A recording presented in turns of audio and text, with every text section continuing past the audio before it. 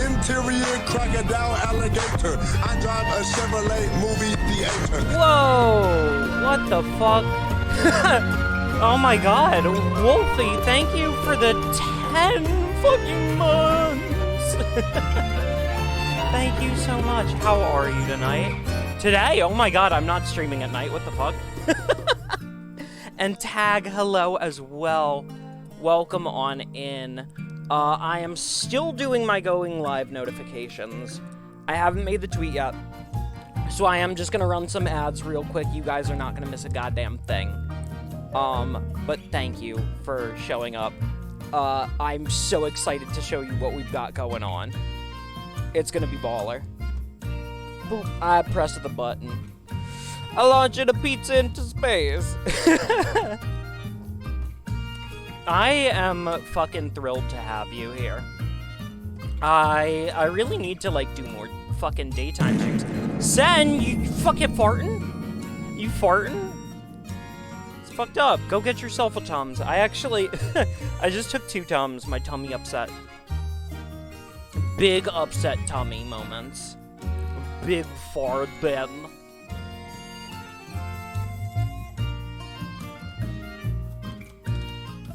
Alright. Tums for the tum-tum. Me when I'm making the tweet. Very good. This is gonna be a very good stream. I can feel it in my bones. Now.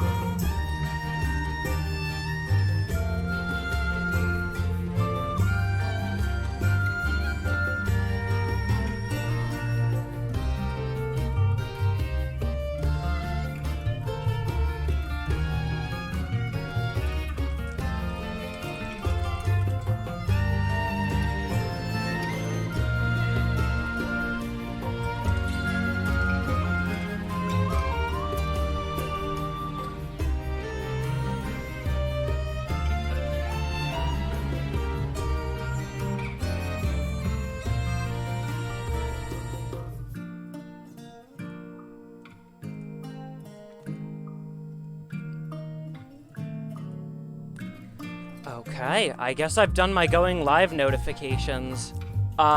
There's only one thing left to do. Sneb and Patch, welcome the fuck on in. You're first, let's fucking go! Can we get a huge shout out for Patch, literally right now? They're so fucking cool, and they're hard at work, just fucking overhauling their channel. You guys are not gonna want to miss it. I promise you that. I promise you that. Give me a second to exist. Hello! Hi, everyone! Woo, woo, woo! As you might have seen by the notification, wow, that music's loud. Shut the fuck up. Wow, shut the fuck up, music. We are gonna be talking about what is next for the channel. And I'm going to be announcing something very big that you guys are actually going to be able to be a part of. I suppose let's stop tiptoeing about it and get right into it. Often on this channel, I discuss being a game designer and a game developer. And for how often I talk about all that, I don't do a lot of game dev stuff on the channel itself. I don't, right? I maybe I'll do drawing. That's like the closest thing, right? So I would like to change that. And I'm actually going to show you something right now. Let me set up the window capture because I forgot to set it up beforehand, but I am going to be working on a tabletop game. I am going to be doing the process of designing it, writing the world for it, and balancing it on stream. This is a thing that you guys will be able to play, participate in, and witness the creation of over time and potentially influence just via conversations. I'm not gonna go, pay me, it'll put you in the game. You should pay me. That would be awesome, right? But no, I'm making this for shits and giggles, basically. I'm not much of a tabletop gamer. So I am basically going totally in blind. I don't know what the fuck I'm doing. This is a new process to me entirely. And that's exciting. That is really exciting. So yesterday I started this document, and I would like to take you through what we have so far, because it's a little bit. I have a couple of sections filled out, and then I have just as many sections that are not filled out, and even more sections that I have yet to plan out. So I need to plan out the actual gameplay. Right now, this is the World of Magic system, and I'll fucking figure it out. I'll figure it out. It's a little bit. It's not that much, I promise. Hold on, word count. It's only 2,000 words. Right? If I'm saying a word every second, that's less than an hour for you guys to get caught up.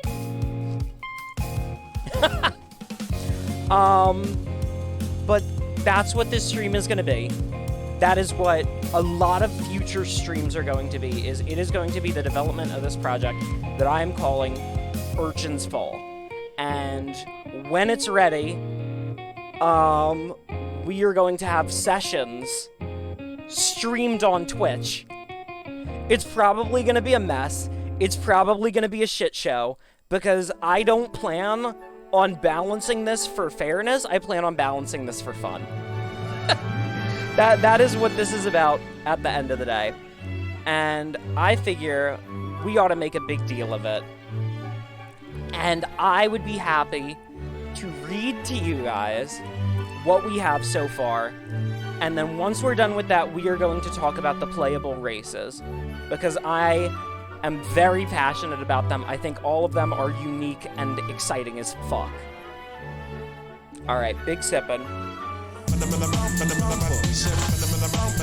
Toxic Void Official. Thank you for the fucking follow. Welcome the fuck on in. Also welcome on in to Maverico and Toaster Mitts. I did not get the chance to say hello because I was kind of lost in my amblings of Urchin's Fall. So let's get right into it. How does magic work? Hello, Serge. How the fuck are you? There's probably a game dev category, but yeah. Serge, I'm gonna make and live stream a tabletop game, including the process of playtesting and balancing. That is the announcement. So, fuck it, we ball. This was an impulse decision I made last night. Are you guys able to input on the creation, like with writing and stuff? Okay, so let me answer that kind of directly. This is a world that I have put a lot of thought into. This kind of started as me, Invisalign check? That shit is in! That shit is in! This is a thing that you guys can talk to me about and ask me about, but I can't promise that many things will fundamentally change. This is a tabletop game that I'm gonna make. I can't promise I'll see it through to the end, but I was, like, applying to jobs, right? And I'm like, holy shit, I want to apply to writing jobs, but I don't have any published writing. So fuck it, we ball! Fuck it, we ball! Let's go! Yeah. Music a pinch loud, thank you. Shut the fuck up. Shut the fuck up. Hold up. There we go. Lower it. Oop. How's that? This is a good volume. 5%. Okay. So let's talk about the magic system because this is how you guys are going to be playing, and there's no rules yet. We'll get there. For those of you who haven't heard, my specialization when it comes to game development is systems and mechanics design. I am really good at writing rules for games. What sort of fantasy is this? I like to call it, like, space funk, which is, nonsense words, because I have a hard time quantifying it. Think like orbital war crimes with magic. Think like, what if the Cold War had, like, spells where we could shoot radiation guns from a satellite? Also, there's ancient robots. How about I read to you guys the magic system, and we can talk about that, because I have yet to actually write out the setting. I know the setting, but I haven't put it to paper. So, let's talk about vitae and channeling. Vitae, named for the Latin word for life, is the main component of the soul and the source of all magic. Vitae is a thin, colorless, and odorless particle that stays in constant motion, yet possesses a tendency to stick to itself in large clumps. While it can be found even in the deep reaches of space, vitae is most dense when approaching the underground core of life-bearing planets. While normally imperceptible, lifeforms given prolonged exposure to vitae will develop the ability to sense it, and with enough training, to manipulate the flow of it. On the flip side, however, those that are exposed to large amounts of vitae are at high risk for sudden and dramatic mutations. For more info on this phenomenon and how it manifests, see the section on Ravagers. You guys want to check that out? Fuck you, it doesn't exist yet. We're going to be writing that today. We'll get around to it.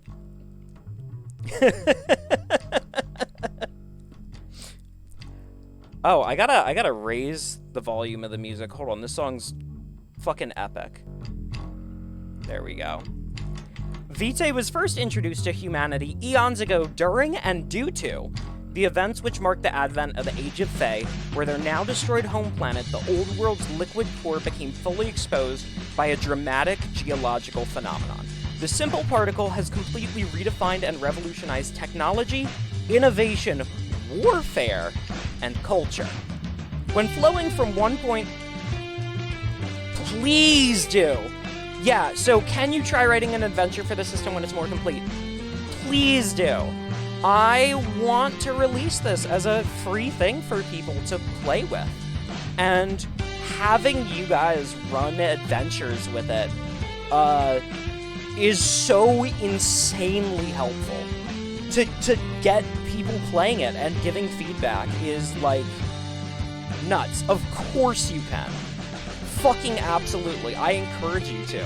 In fact, if you pop off. Yeah. Go for it. Yeah, like, do whatever the fuck you want with this. What is up, Woo Kiki? Can we get a shout out for Woo? I'll fucking type it myself. And don't forget the underscore. How are you, bud? I love world building and, like, scenario writing. Dialogue writing and character writing, I don't know. I'm neurodivergent. I don't get people. They're weird. I know you're my mod, but I am so impatient that I can't wait for the brief delay that it takes for me to, like, ask a question and then it to get beamed to the other side of the world. So, when flowing from one point to another at high speeds, vitae particles can cause dramatic and fantastical phenomena. Of course there's stream delay. This includes the conjuring of flames or healing of grave injuries, as well as the powering of mechanical prosthetics or the manipulation of terrain. The potential outcomes are near limitless, with the exact effect depending on the speed of flow, the quantity of vitae, and the elemental charge of each particle. Those who are well-versed with the manipulation of vitae... That's you guys! are known as channelers and are able to cast complex spells by manipulating the vitae around them. Oh yeah, prosthetics are fucking baller in this. There's hella prosthetics that are like super dope and advanced. And I actually do have how that technology works written out, which we'll get to shortly. Yeah. So, this often takes the form of the channeler pulling large amounts of vitae into their soul, adjusting the elemental alignment of the particles to match their own, and firing it out at high speeds. This skill, even at the most basic of levels, can take years of dedicated work to master. Becoming a channeler is not fucking easy. Music loud again? God fucking... Thank you, Snub. I gotta get fucking used to this goddamn audio mixer, I swear. I need to... You know what I need to do? Yeah, hold up. Let's just set it to, like... How's that? Is that good? It's, like, right below the yellow line, just constantly. Maybe lower it to, like, there? How's that? I just fucking turned it down in OBS. Like, fuck it, we ball. Why not? I think it looks like it's at a good volume now, I think. I don't know. No, I appreciate the fuck out of you telling me. Especially because on this playlist, I have like 80 songs, and they're all different volumes. If you tell me, what are the robots? We're getting to the robots. Oh, the robots are like my favorite. All of the races in this are my favorite, but the robots are extra my favorite. Oh, we're gonna get to them. We're gonna get to them. You're gonna love them. So, each individual particle of vitae... Oh, there's big ones. There's big ones. Not like Pacific Rim or Transformers big, but like, maybe like the size of a lion or like Cerberus. The robots are kind of like Cerberus from Greek myth. We'll get to why. We'll get to why. This sounds crazy, I know.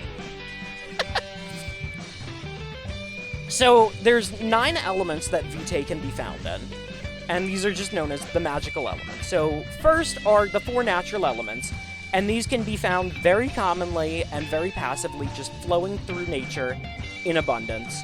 And when used in channeling, they have very straightforward effects. Water. Holy shit. You can conjure and manipulate water. Who would have fucking thought? Fire. You can conjure and manipulate fire and heat. Wind. You guys are not gonna believe this one. Can you drink the water? Yes. Yes, you can. And earth. I don't know if you guys are up for what this one does, but you can manifest in the conjuration and manipulation of stone and soil. That's crazy. Can you control pee-pee?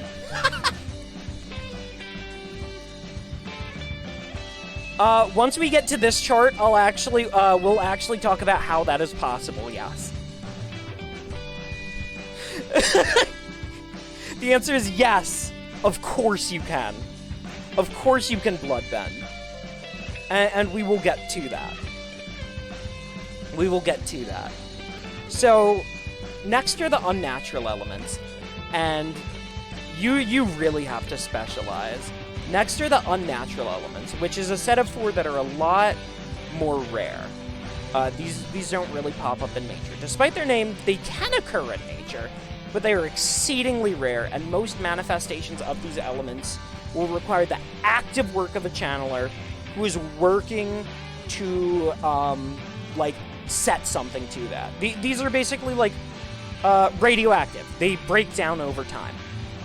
So in the case of light, it manifests in the conjuration of light and mending of the soul and healing magic, or sensory experiences, so illusions of the eye or ear. Think like a mirage. When this is decaying, as it does, when scattered or not in motion, it leaves a glass-like crystal residue. On the flip side, we have darkness, which manifests in the conjuration of a deep darkness that can obscure the senses and pull other objects in towards itself. There is, and we will get to that. When channeled alone, it is often used for gravity and force manipulation, but it can be easily combined with a multitude of other elements to control magnets and metals. Any metal stuff is actually like darkness plus earth. And next we have two weird ones, and they are raid and rot. So raid is an element which represents the growth of technology and intellect. Raid magic can be used to improve perception and cognition, to power machinery, and to conjure bolts of lightning. So this is both the lightning one, as well as kind of like a good technology magic. And then rot is bad technology magic. So rot is the absolute opposite of raid. It represents decay, or the collapse of things, and it manifests accordingly. So this can be the form of acids or solvents or toxins. It can be the direct decay of materials, and this can be used to inflict wounds upon people, diseases, or even curses. Or alternatively, in medicine. So you can make antidotes, medicines, and drugs with it. Hello, Venus. We are going through a silly, wacky document for a fucking game that I'm going to be making, and then we're going to fucking add to it. This is the next fucking project I'm taking on, is fuck it, let's live stream making a tabletop game. Fuck it, we ball. Hello, Kato. How the fuck are you? Yeah, we big able op gaming. Able op gaming. Yeah, we on some game dev shit. Fuck it, we ball. So, last but not least, how do you conduct your magic? It's kind of like respiration. I think it details a little bit around here, but it's kind of like the respiration of the soul. You take things into it, and you put things out of it.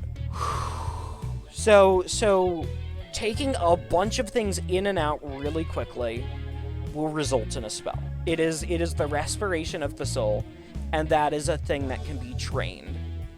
And we get into more detail, I think, right after this table. So last, there's the 9th outcome, which is a completely unaligned vitae particle. This is impossible to be channeled by any organism. Like, how do you make it physical?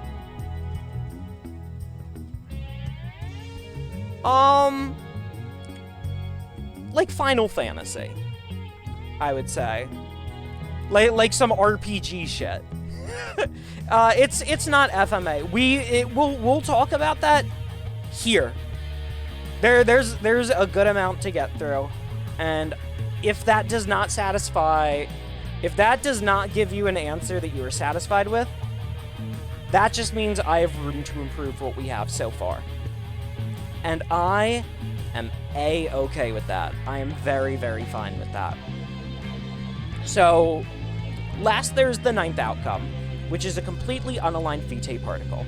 This is impossible to be channeled by any organism under any normal circumstances, and is theorized by scholars to hold the secrets behind the untouched magics of time, space, and existence itself.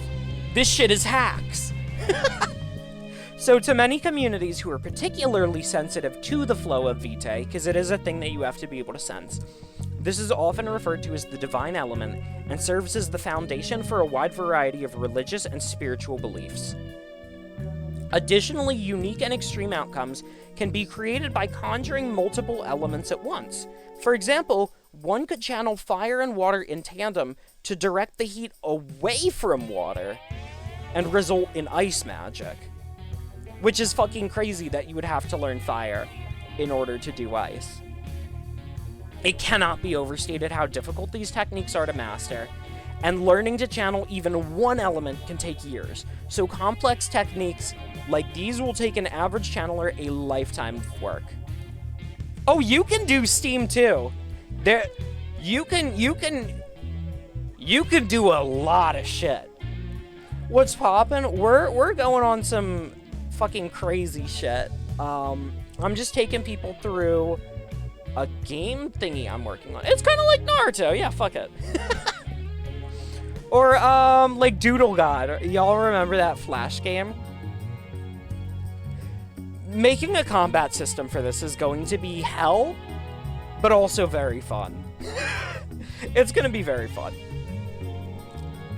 So, additionally unique, learning, yeah, okay. There are, of course, countless prodigies and scholars who are pushing the boundaries of what is and is not possible, with some channeling as many as 5 elements at once. That shit is rare. That shit is not... That's like your character's like level 8 fucking million. There are many outcomes that are possible with just 2 elements, depending on how they are used in conjunction with each other. Your imagination is the limit, but for some examples of just a few of many of the potential 2-element combination outcomes, refer to the table below. So in the case of fire and water, you could get ice by directing heat away, or by directing heat to it, you could do techniques with scalding water or steam. You know, with fire, I couldn't think of anything better than flaming wind. You could set wind on fire. Creativity's the limit. I'm not a fire wind guy. I don't fucking know. You know, but a lot of the stuff gets particularly crazy with the unnatural elements, because they are a lot more, like, conceptual. Because this is like healing and light, and this is like gravity and darkness. And this is like fucking machinery and lightning, and this is like poison and rot, like fire wind for cooking things. Yeah, there you go. So here, this might answer your question from earlier, Maverico. In order to aid this difficult process, it is common for channelers to carry an item of sentimental value or personal mastery. It is generally understood that objects which are especially close to the soul of the channeler will magnify their powers. This will often be a channeler's favorite weapon which they have studied for years, although it's not uncommon to use a childhood toy, a wedding ring, or even a blanket from their childhood. So you can play a character who's carrying around their baby blanket like Linus, fucking flicking flames off of it. You know, whipping someone with their baby blanket. Additionally, it is a relatively common practice across multiple cultures for channelers to practice their work in tandem, channeling through each other to drastically enhance their powers. Since each element takes so long to master, this type of cooperation can be a quick way for just a small group of channelers to increase all of their strength at once. The downside to this is that each channeler involved in tandem casting must open their soul to each of their partners. This cannot be done entirely at will, and requires a deep emotional, spiritual, or otherwise interpersonal connection. Group channeling can often most be seen performed by family members, small communities, tight-knit friend groups, or even romantic partners, although this can be really bad if their relationship falls apart. Group channeling is often used in rituals of worship or between a master craftsman and their apprentices, although it does have its use in large-scale military operations. An elite strike team is made up of 8 channelers, allowing for one master of each element and every possible combination of elements. Any 8-man unit will require a vast amount of training, vitaic knowledge, and combat experience in order to reach their full potential, and even then, cooperation and communication is vital for every multi-elemental technique. So, once we get to the rules eventually, I want this to be an open-ended system that rewards creativity and roleplay.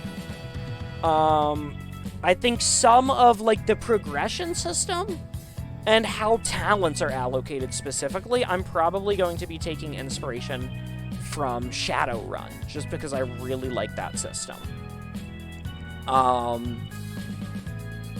But it's far too soon to say. You get no bitches, so your magic's gonna be too powerful. Spiral! Hello. Can we get a shout out for Spiral? Spiral, I'm fucking gonna make a tabletop game, and that's the announcement. is that I'm going to live stream the process of... Oh, no, don't do that. Don't I have editing permission? Ah! Editing mode. There we go. So I am going to live stream the process of writing the world, writing the rules, playtesting this, and editing it. And that does mean doing sessions of this with friends and other creators. So right now we're going through the magic system. More or less, there are 8 different usable elements, and combining them can give you fun things like white phosphorus. Yay, I love throwing white phosphorus at my enemies. There's gonna be a lot of war crimes. Will there be a separate doc where people can suggest stuff? Yeah, fuck it, I don't see why not. I don't see why not. I can't promise I'll say yes to everything because I know what I want this world to be. But I'm not going to say no to people's creative input. I believe that creation... So there's not death, but there is darkness and there's rot. So rot is like disease and curses and wounds. So it's kind of death. But it's also white phosphorus. And, you know, if you mix it properly, complex medicines or crop failure. It's the war crime one. Here we go. While multi-elemental channeling can often create devastating results, this is not where raw Vitaic power comes from. The speed at which a channeler is able to flow the Vitae into and out of their soul can be measured in a unit called Chervits. Wink wink, nudge nudge. This is how we are going to have, like, difficulty dice. Is in the amount of Chervits required to create some sort of phenomenon. Which is the core reason I mention it here. But they are named after the doctor who discovered that phenomenon. The higher a channeler's Vittage, the more powerful their spells become. A jump from just 5 Chervits to 35 can mean the difference between a gentle, steady flame for cooking or a raging inferno that could consume a house in seconds. The significance of Chervits as a unit of measurement is that any flow below a speed of 1 Chervit will cause no external phenomena, or in other words, no magic, no spells, no nada, no nothing. None of that. Every being with a soul, yes, that includes plants and bacteria, is passively channeling at all times, although it is almost always too small to cause any phenomenon. For example, an average human with no experience with channeling will have a constant output of about 1/10 of a Chervit. That should answer your question, Maverico. This is a thing we are always doing. When we are exposed to it, we gain a heightened awareness and are able to do it actively. But unfortunately, you and I haven't been exposed to magic. Sobbing. I want to get irradiated with magic. Please! I actually don't. Like, Vitae sickness is horrifying. How do I know that? Fair enough, you know, maybe you have been exposed to magic. I haven't. Speaking of magic, though, let's get into how magic weapons and items work. Because I put some fucking thought into this. So, what element would mental powers go under? You are gonna have to be more specific. But in the case of, like, heightened cognition or enhancing your own perception or intellect, that would be under Raid. Anything that is, like, techno-intellect related is under Raid and Rot, which is why they're so rare in nature, is because they have to come from higher intelligence. Psychic shit like mind reading? Probably divine. Because you would physically have to pull things out of someone else's soul and into yourself, which you can't really channel through someone else. Unless they let you. Unless they let you. In which case, is it really mind reading, or is it just kind of having a conversation? Once we get to languages, I will actually talk more about that, because there are lots of races. Would darkness allow you to stop time due to the connection between space, time, and gravity? I guess if you had, like, a really, really, really high output, yeah, I guess you could dilute time. But that would... that would be exhausting! That would be, like, keep in mind, just basic channeling is hard. Like, anything with time, that's, like, max level character shit. That is totally max level character shit. And we would have to get into, like, what the leveling system is, and what skills are given to the player, which I haven't decided yet, because this is an impulse decision I made yesterday. So we're gonna figure it out together. You'd have to conduct darkness and light to do that? You could, yeah. So rings and locks. This is where magic weapons and tools and items come from. So while channeling can only be performed by living beings, inanimate objects can be constructed in a way to interact with vitae. This is the vitaic equivalent of a simple machine, like a pulley or a fucking inclined plane. This makes things way easier. Where the seasons and other astrology stuff affect your element.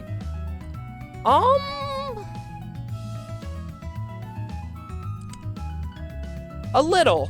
Yeah, I mean, you can definitely have an easier time channeling water if you're in an ocean, just because you don't have to manually change the element of what you take into yourself. Different planets have different seasons. Yeah. Hard magic systems are difficult. And we're just gonna figure this out. I'm sure there will be contradictions to iron out along the way. But that's the fun of it. That's the fun of it, and you guys get to see the creative process and be a part of it. Sorry guys, I can't help out in the fight. The Earth is on the wrong axis. Oh yeah. Oh yeah, we need to playtest this.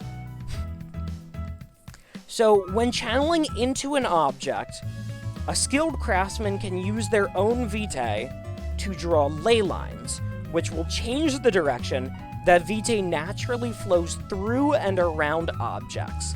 This can be done in two simple techniques known as rings and locks.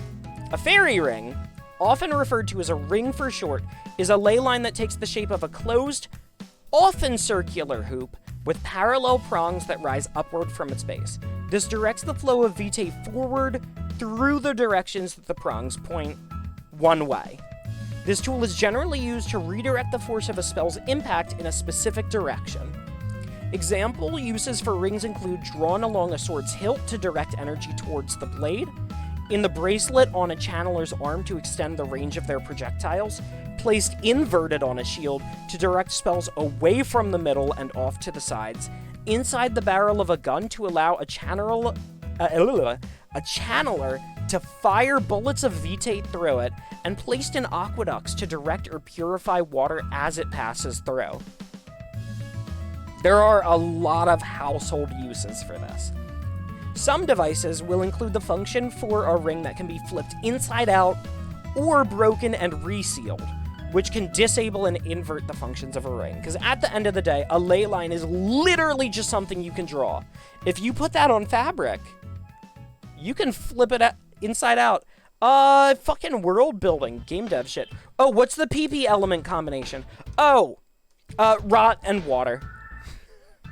Because anything with, like, bodily fluids and functions and decay would fall under rot. So, blood, acid, bile, pee.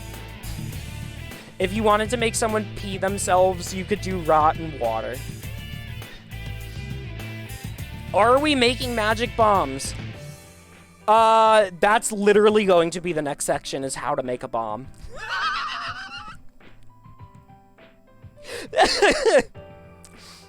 That's literally the next section. Yes, we are gonna make bombs. Of course we are.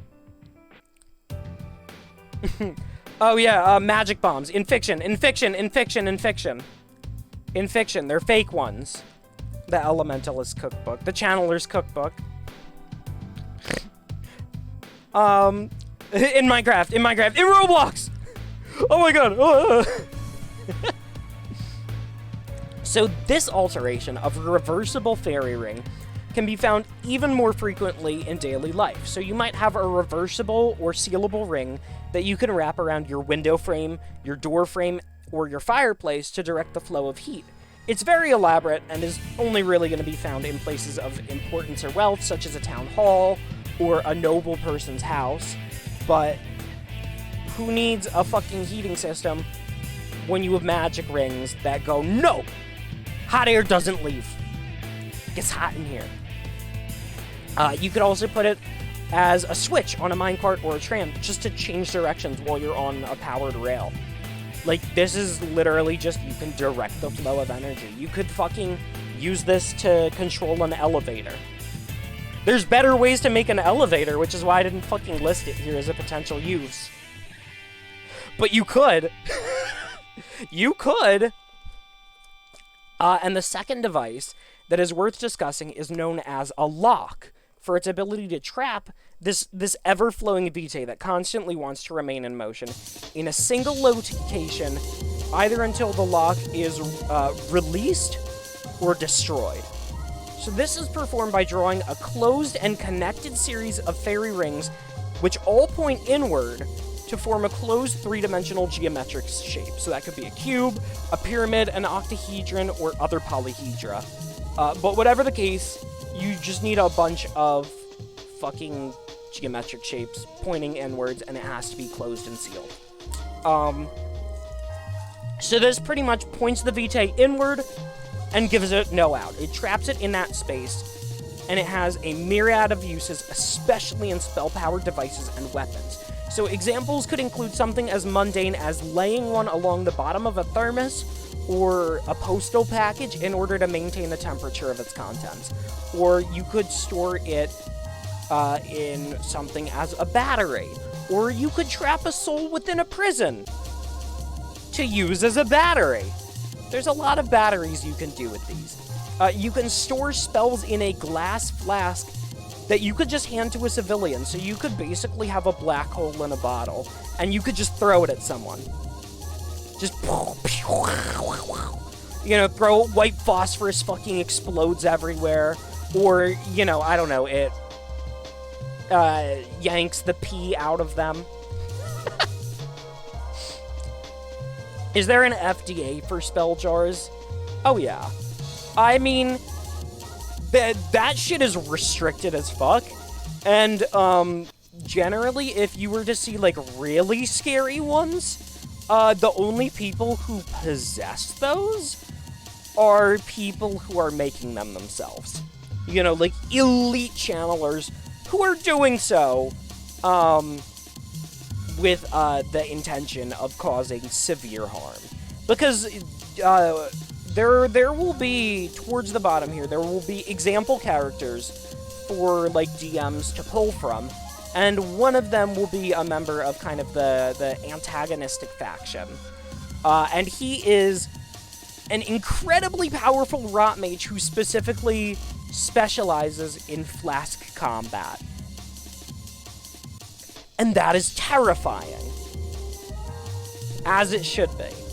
Yeah, this shit is super regulated. You can use this to trap a spell in some sort of pressure plate and fucking set off a landmine. You can have magic landmines. Or you could place a lock in the tip of a spear to fill it with power for an extended period of time. So, yeah. This could be how you would charge, like, a fucking laser gun. Or a laser spear. So these two key techniques of rings to redirect things and locks to trap things are used in tandem to create all sorts of enchanted items and equipment for military, personal, and spiritual use. Okay. So if you were to even open the flask, the lock would break, and the spell would come flying out that side specifically. So let's say there was fire in a bottle, right?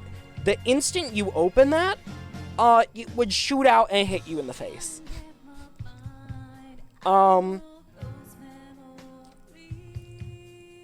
So I guess you'd have to put your mouth to it really fast. Yeah, they're magic Molotovs. And I have already decided, by the way, one of the playable classes will specialize on locksmithing. They will specialize on drawing rings and ley lines and locks in order to create items to assist the party. The Jar Juggler! Woo! So, these two key techniques are used in tandem to create all sorts of enchanted items and equipment for military, personal, and spiritual use. While a perpetual motion machine is theoretically possible, with the proper use of rings and locks, human error will always result in some vitae escaping through the seams. Nothing is truly microscopic like vitae tight. They might be airtight. They're not vitae tight, not forever. This has still not stopped the legendary crafters of Eld to have created complex machines that still manage to remain in motions eons later. No Vitae Dyson Sphere? I don't even know what that means, Spiral. So, should we get to the playable races? I see nothing else. I mean, I'll have to rework this segment to actually talk about what like stat bonuses they give. It's like a solar panel orb around a star. Can you trap souls in jars? Yes. Yes, you can. Yes, you can, and it's horrible. It's difficult because souls are super fucking dense when it comes to Vitae. Ah, dang, no Vitae Dyson Sphere. I mean, if you went into space and flew around the sun and drew it with your finger, just drew the ley lines and made a lock, you could turn the sun into a battery. Or what you could do is you could have like a tube connected to the sun with a bunch of fairy rings, and you could have that point towards a much, much smaller lock. You could totally fill this up with solar energy.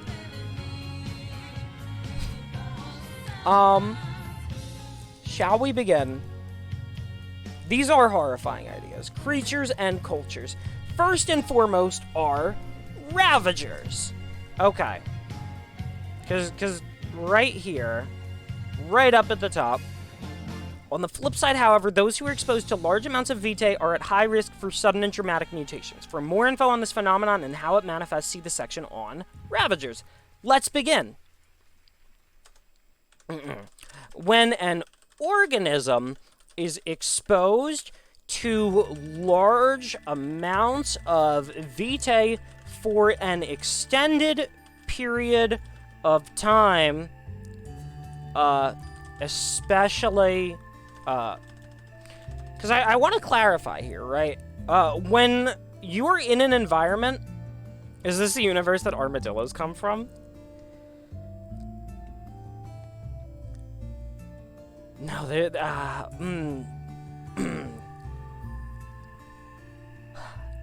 actually can't answer that without ruining the fun for later. You'll have to find out. You'll have to find out. When an organism... Armadillos are real, yeah. Are there furries? Maybe. Maybe. Maybe. Maybe. Maybe. Maybe. Shh, shh, shh. I don't know. Maybe. Maybe. I don't know. Maybe there could be. If you guys were Bruh. Bruh. fucked up.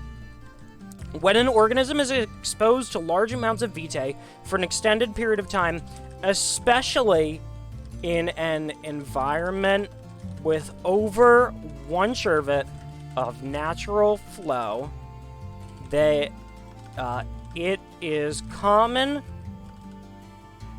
How do I want to word this? They are prone to undergo severe and dramatic mutations. This can range from the sudden sprouting of body hairs, horns, extra ears, or the wings, or the ability to breathe fire. This can range, yeah. These can be biological oddities and vitaic. Is that how vitaic is spelled? I made this word up. How? There's no I. Vitaic. Wouldn't fire breathing be a normal fire spell, though? Channeling fire, yes. The biological ability to breathe fire, like how dragons have an actual, like, flame sac, that is not a spell. That's straight up just breathing fire. Yeah, so these can be biological oddities and vitaic oddities as well. Hello, Beck. Getting the flame sack, Jesse. Most often, when this happens... how do I want to phrase this? This happens most often near great battles or great calamities. That is simply where you'll find the most dense vitae. Yeah, there is a difference between...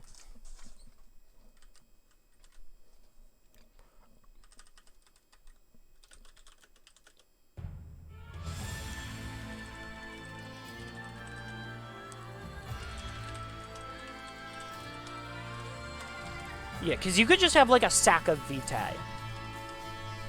Alright, so this happens most often near great battles or great calamities. Creatures that undergo these mutations... Yeah, the song's dope. In time, love. In time you shall follow. Okay, creatures that undergo these mutations are often known as Ravagers for their ability to devastate the food supply of their local ecosystem. Most monsters that the players encounter... I should actually say many. Many of the monsters that the players will encounter can be categorized as Ravagers. Not all Ravagers are hostile, nor are they all animalistic.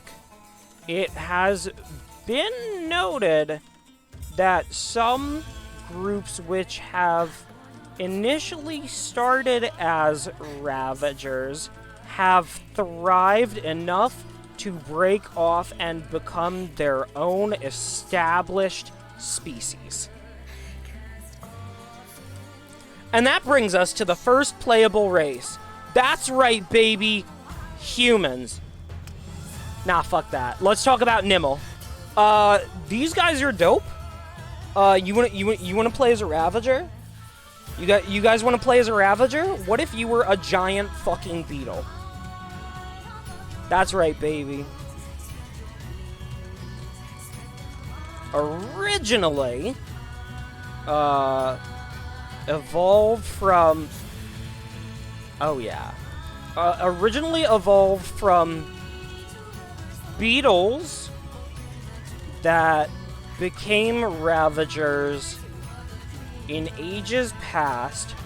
The Nimhill are a diverse and intelligent... Gets down on all sixes and rapidly does push-ups. Yes! Yes! Yes! Yes! Yeah, you know exactly what the fuck is up, Spiral. Or a diverse... what's another adjective for these guys? Because they're very proud. Proud and intelligent group of creatures. Could you conduct Vitae through your horns? Yeah. Yeah, you conduct it with your body. Your horns are a part of your body. Often, and we'll get to this later, the really powerful channelers get, like, fucking, like, energy armor. So, like, they'll get, like, fucking, like you won't... So you can channel with silly fennec ears. If you wanted, you could also just play a character that is, like, a human Ravager, that they just have fur and fennec ears. You could just do that. You could just do that. Fuck it. Or you could be a fennec that became a Ravager and is intelligent and is the only one of their kind. Like, you can do that. Fuck it. The Nimel are, like, the only widely established group of Ravagers, because more often than not, right, these things are an ecological threat. I want this to be a high shenanigans game. We're designing for fun, not for balance. You know, we're for fun, not for fairness. And that will take a while. Standing at about 8 feet tall, a fully grown Nimhill can be easily identified by their glossy exoskeleton with muscles bulging from beneath. Is that like a little too sexually charged? You guys aren't like horny for the Beatles, right? You know, no Beatlemania in chat.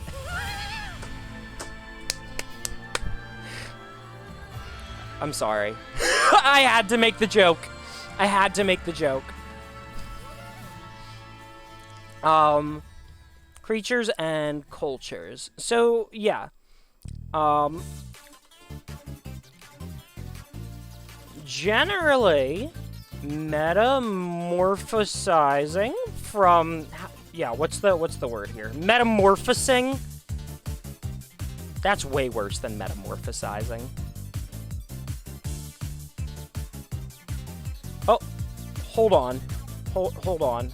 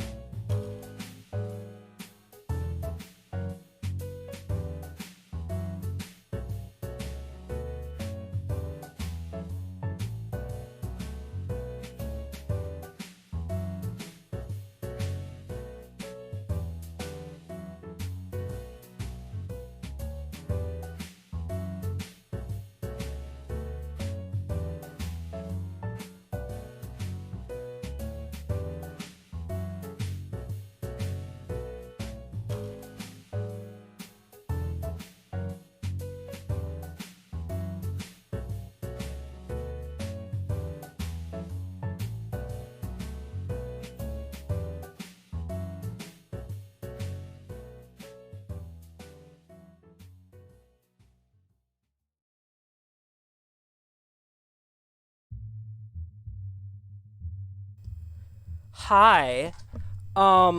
Sorry about that. I had to go help empty groceries.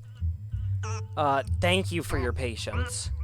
We're fucking back, baby. Gaming. Bang, wow, wow.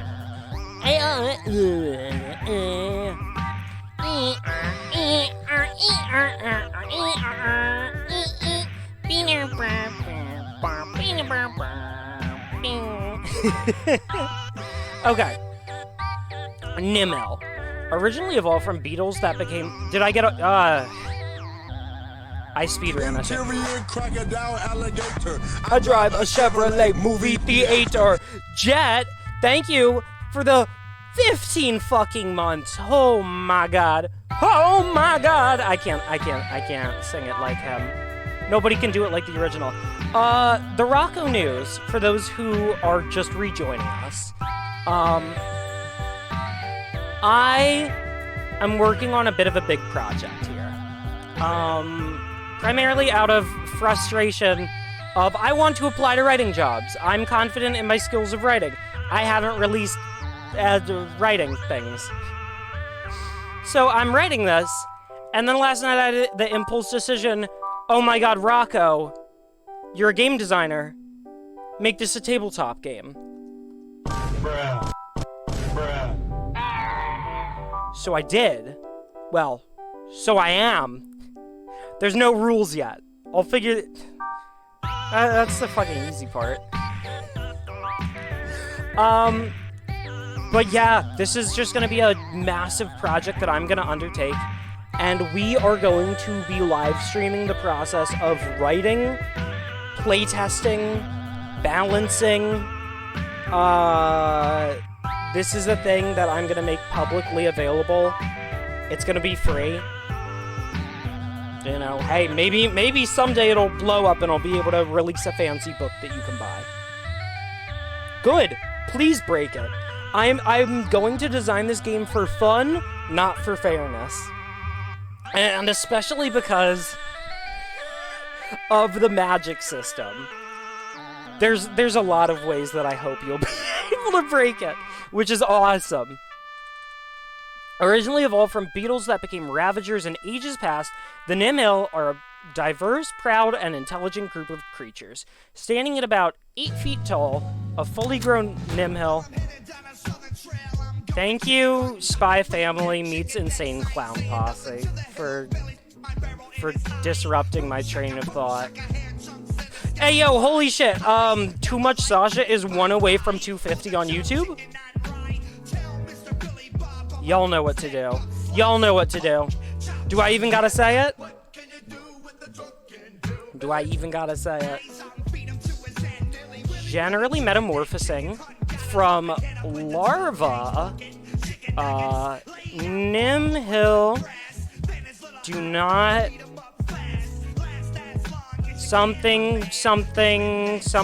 something until they are fully grown. Period. Do not something. I'll figure it out.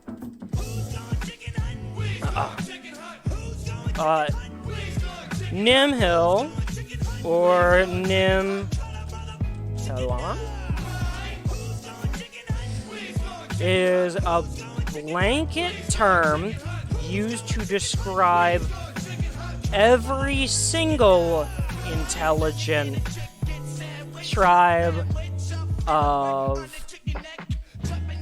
beetles. Well, not all of them have to be beetles. Of peoples that have descended from insects. The most populous tribe of Nimhill are descended from dung beetles and have traditions to match. This is the part where I write about them eating poop for like 8 paragraphs.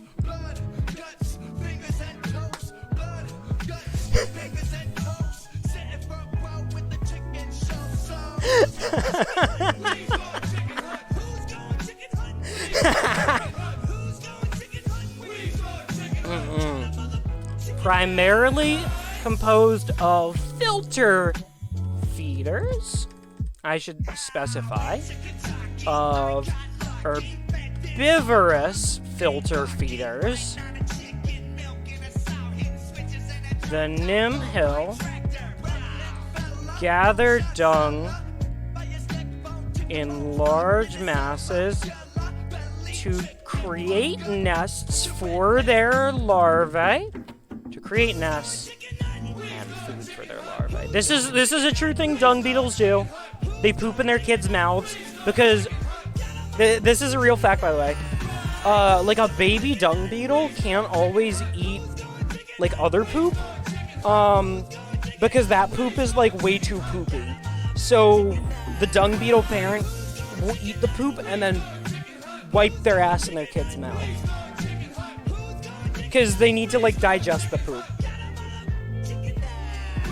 I should specify, by the way, they don't really, like, eat the poop. They're shut up! Shut up! Shut up! Shut up! Time out! Time out! Get out! No, I think poop is disgusting. I just think dung beetles are awesome. You're not banned. I appreciate the accusations.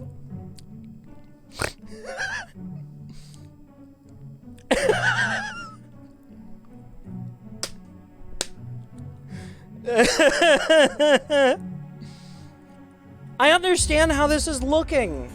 I understand how it looks, but Nimmelins.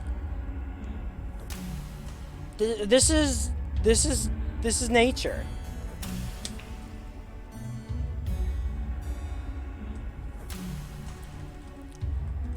Often burying a large communal ball of dung at the center of their village. It is for this reason that Nimhillans are often looked down upon for their smell and culture. No comma? No comma? Okay.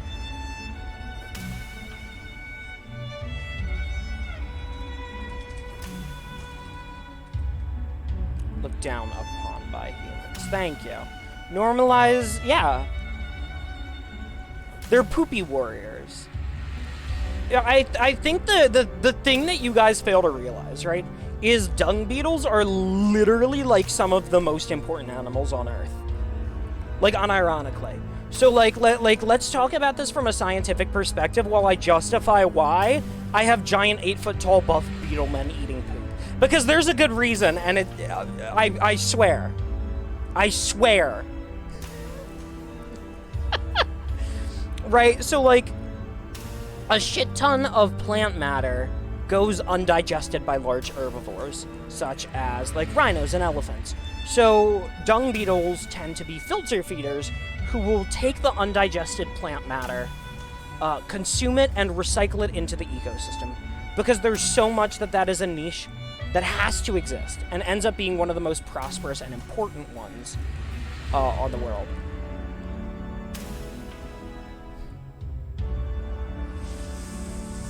Yeah, it's not a good look, I know. I know, it's not a good look.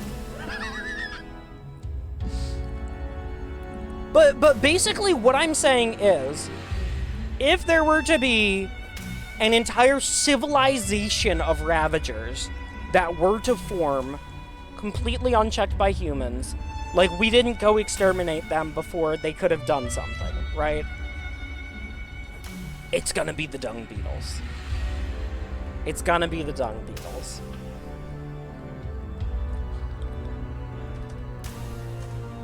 Alright. Nimil culture is extremely family... No, I should specify community centric. With villages or hives. Wait, what did you delete? Yeah, that's not. Yeah. I will say, that shit's just kind of bad. That shit's just kind of bad. Thank you, Snub. Yeah, accusing me of having a poop fetish, that's fine, though.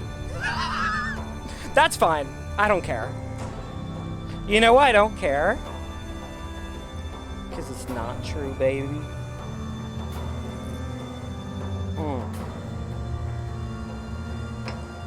Okay. Nimil culture is extremely community-centric, with villages or hives being built above and beneath one core, focal, one town square. These structures are often built of clay or mud. I gotta lower this. Oop. These structures are often built of clay or mud and feature complex, optimized tunnels that connect their communities. Great respect is placed upon their ancestors, and even more so upon their queens.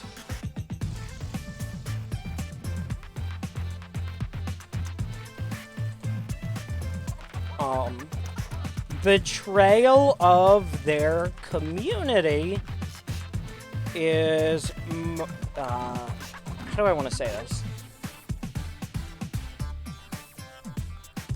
The perceived betrayal of their community is punished by having their wings clipped, forever marking them as a kinslayer and traitor. That much is true. The Nimhill are proud warriors who have a strong affinity towards teamwork in combat. Any perceived betrayal of their community or army is punished by having their wings clipped, forever marking them as a kinslayer and traitor. There we go. These guys, like, their culture is everybody has to be lawful good. Fuck it, we paladin. Oathbreaker! Fuck you! You know? Okay. Standing at about 8 feet tall and possessing 4 arms and 2 legs. A fully grown Nimmo can be easily identified. Kinslayer and traitor. What do I want to talk about with the Nimmo next? I want to talk about their affinity for channeling and their affinity for language. Due to their evolution from insects, Nimhill do not possess vocal cords for communication. I gotta lower this. This one's lyrically dense. I can't focus. Okay. Nimhill do not. Don't correct me, motherfucker. Instead, they use 3 distinct languages. First, they can release clouds of pheromones to communicate. Fuck it, I spelled it wrong. Via from long distances via sent.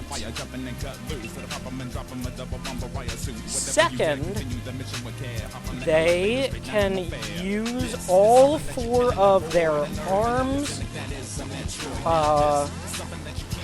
in order to perform complex sign language at high speeds. Because that's the thing when you have an extra pair of arms, is you can get a lot more ideas out at once with sign language. A complex variation of sign language at high speeds. Last but certainly not least, Nimil will often learn the technique of soul speak, or the ability to channel their thoughts into another organism within their line of sight. These last 2 techniques are their primary methods of communicating with non-Nimhill races. Stop. Add to personal dictionary. Something, something, something, blanket term, community-centric.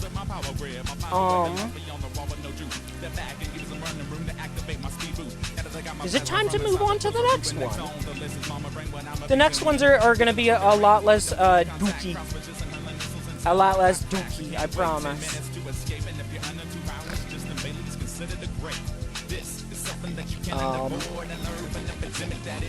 They're pretty cool.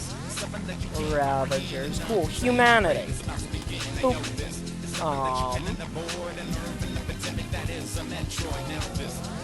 Since the age of Fae, not feral, sad face, since the age of Fae, and the introduction of the Ravager phenomenon, we have had to redefine what it means to refer to someone as a human. In present day, the term human is used to refer to any and all of the peoples who have descended from the once homogeneous humans that once lived in the age of Eld. In the present day, the term human is used to refer to any and all of the many different peoples who have descended from the once homogeneous humans that... No, because humans like you and I still exist. That hail from the old world. There we go. Okay, human. Pronounced you. I don't know how to type out phonetics. A more specific term than human. This term is used to refer to... Oh god, I forgot to talk about, like an example of a major city and culture. We'll get there, we'll get there. A more specific term than human. This term is used to refer to those who still maintain the features of ancient humans.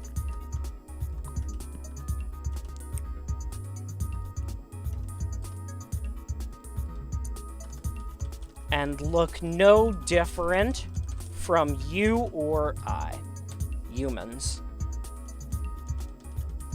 They're boring. There's more I can and should write about them. But let's not do that. Let's do something a little more fun. Let's get to the Stoben. The Stoben are awesome. The Zegan are awesome. These guys are way cooler than humans. If you play as a human, you're dumb and stupid and lame and boring. Or not, I don't care. Enjoy this shit how you want, you know? I'm gonna refresh the table of contents. It, like, gives me serotonin to do that. Okay. Can't say that. I can say that. I can say that more effort has gone into the Nimble and the Stobens and the Zegan than the humans. That shit's just humans again. It's just humans again. I didn't, you know, like these I'm proud of. That's just a thing that already exists, you know? Like, I think that I'm allowed to say, hey, you should play the interesting ones. I can't make you do that. But these are more interesting. Make them humans with big eyes. Big. That's the thing is, like, you can have Ravager traits. Like, you can be a human with, like, specific mutations. So you could be someone who, you know, just so happens to have an extra set of ears or giant eyes. It's not super common, but if you were exposed to that shit, that is a thing that can happen. And I will talk about that in that segment later. I'll get around to it, whatever. Stoben. The term human, or tribes of man. Okay. The oldest and most popular, populated of the tribes of man. They're not the oldest. The Zegan are probably. No. I don't know. I haven't thought about this yet. Are they the most populated? The oldest and most populated of the tribes of man in extreme environments such as deserts, tundras, and mountains. The Stoben are most notable for their giant antlers, which sprout from the tops of their heads.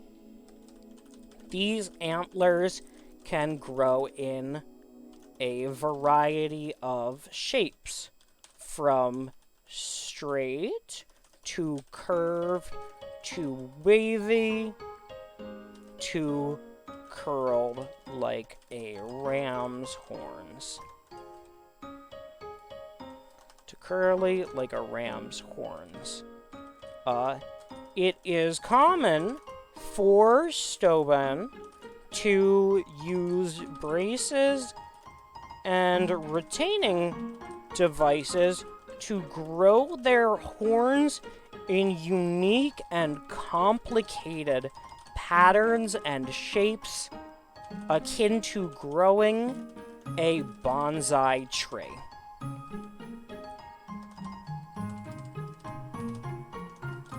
Standing at about the same height as a human, excluding their, when one excludes their antlers, they always manage to be the center of attention in any room. Their culture places.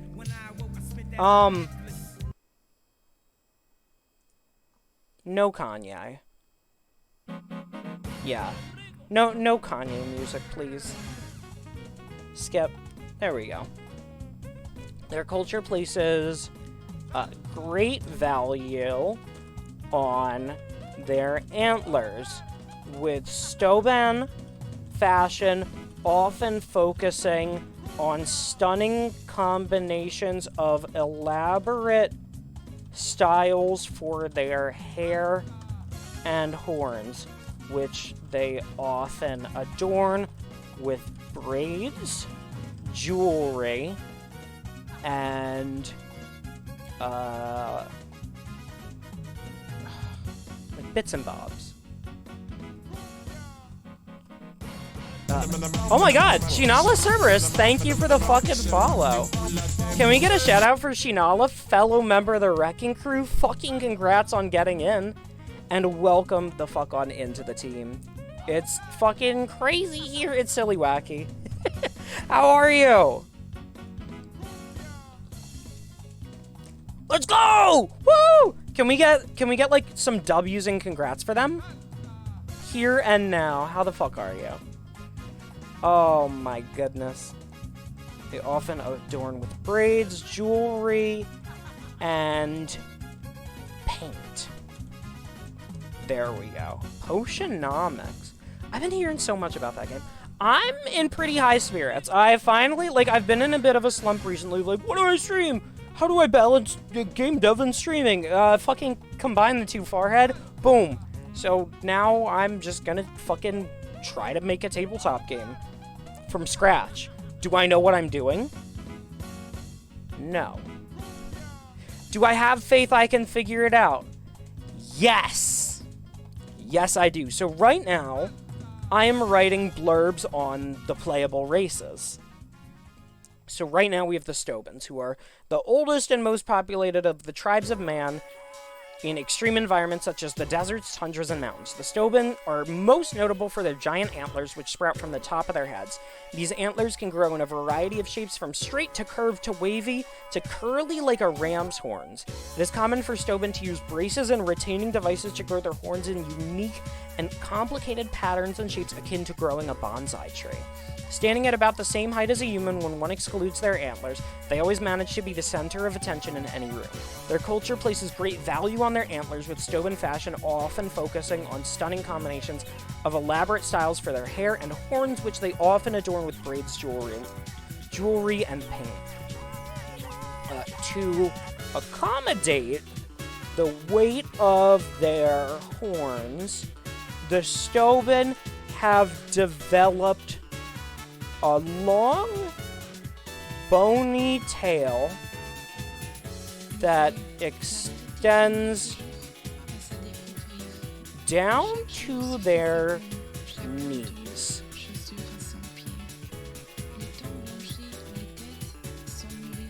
Maybe below their knees. To just below their knees, as well as strong spring-like legs that allow them to excel at short distance sprinting.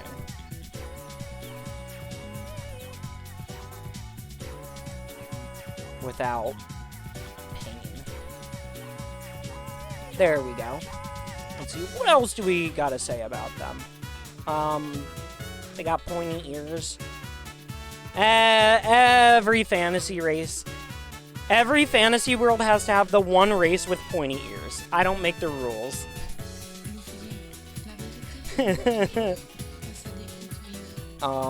Let's see, what else? Oh, okay, here we go. The Desia, to the far northern edge of the plate, is often considered the homeland of the Steuben.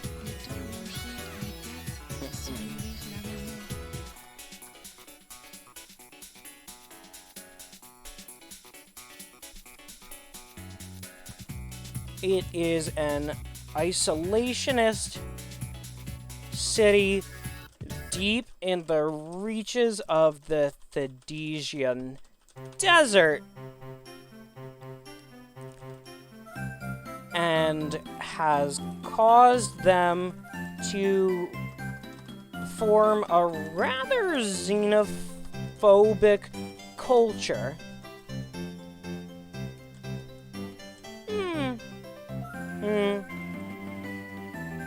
I don't know if I want to word it like that, because I don't want to frame it as an explicitly negative thing. But, like, they'll look down on people with a bad fashion sense.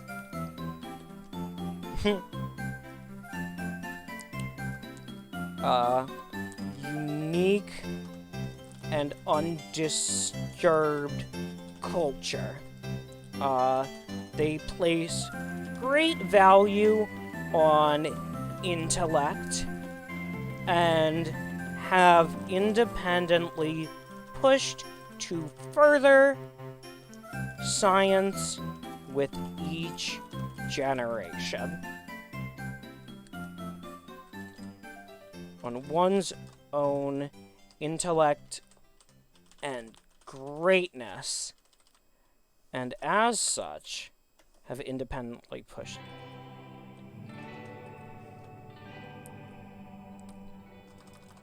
Many of history's greatest minds have stoven blood flowing through their veins.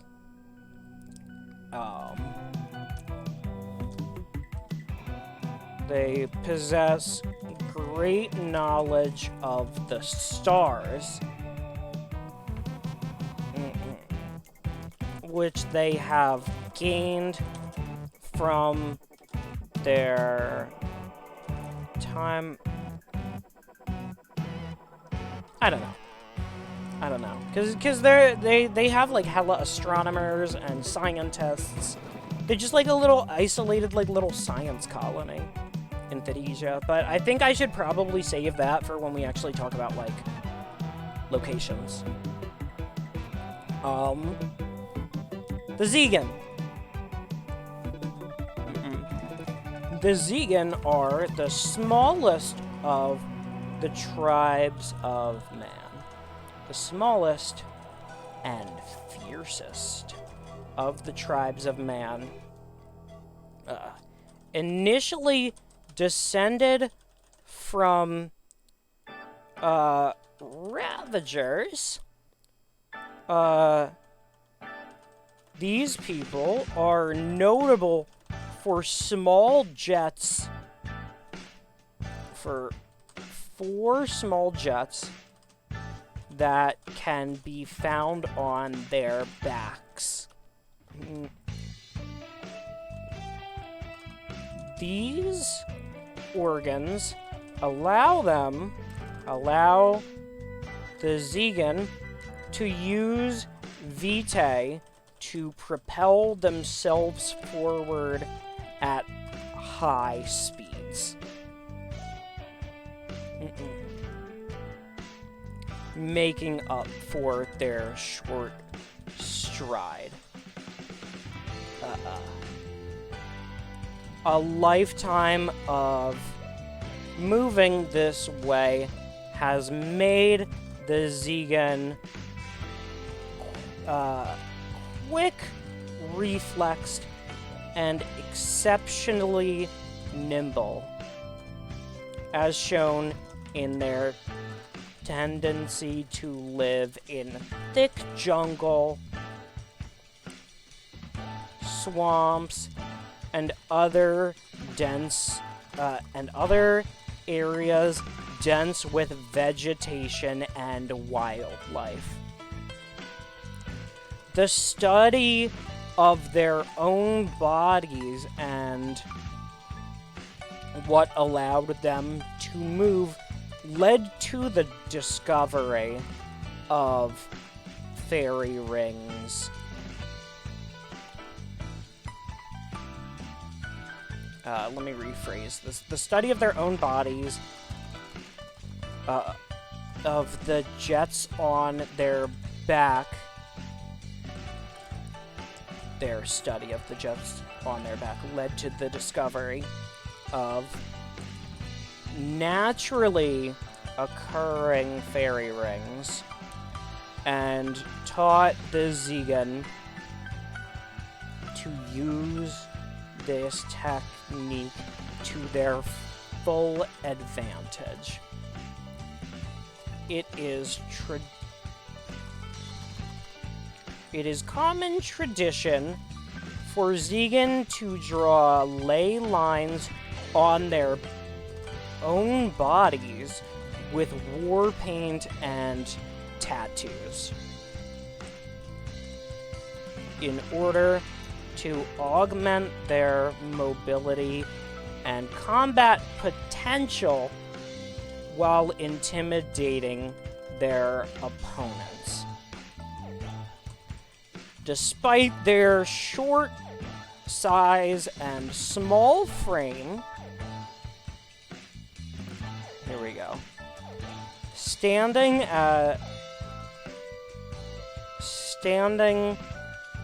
at just 4 feet tall. I should specify. These guys are like hobbit-sized.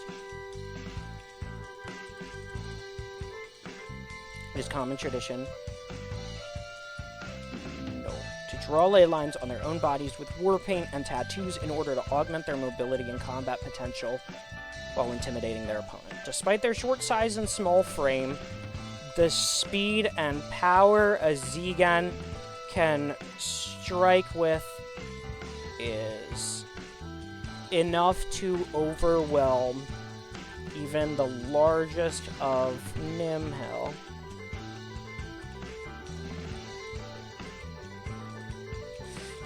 Should they be unprepared for such an onslaught.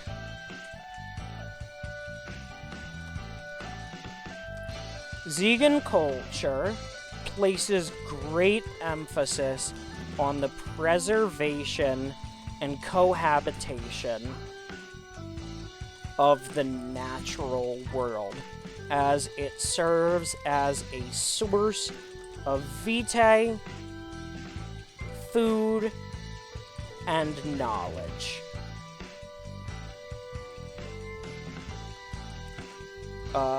They are known to hunt down poachers who encroach on their territory. They are known to mercilessly hunt down poachers who encroach on their territories with coordinated flying attacks. Skunky Dude, thank you for the follow. Welcome the fuck on in. How are you? Yeah, so these guys are basically, rocket-powered leprechauns that know capoeira, and they're covered in, war paint and tattoos. And, they're fucking awesome. I really like these guys. They're dope.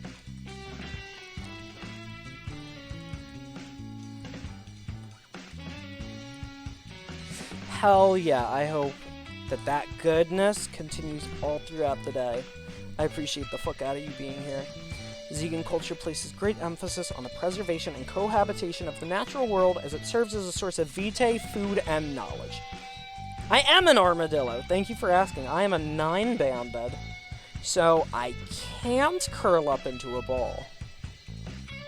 But I can carry leprosy, so, you know, kind of evens out.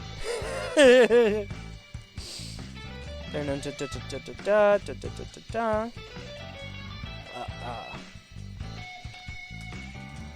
their knowledge and proficiency of locksmithing and, I should say, of ring and locksmithing is unparalleled, with Zegan military efforts focusing on complex magical traps, such as...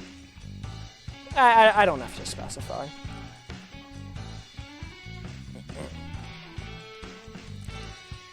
despite how difficult they can be to approach, Zegans are an understanding...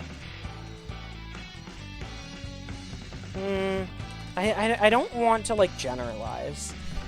I don't want to generalize them as understanding. I think I'm gonna need to, like, take a moment to talk about the locations and, like, the culture there before I can talk about it. Because that's the thing is, like, Zegan are more common in specific locations. But they're everywhere. Everyone's everywhere. This is a very metropolitan world. Nimhill, Ravagers... What's a Zegan? It's a fantasy race. For this thingy I'm writing, hello, Kay. Invisalign check. Bruh. That shit is in. I can sip, though.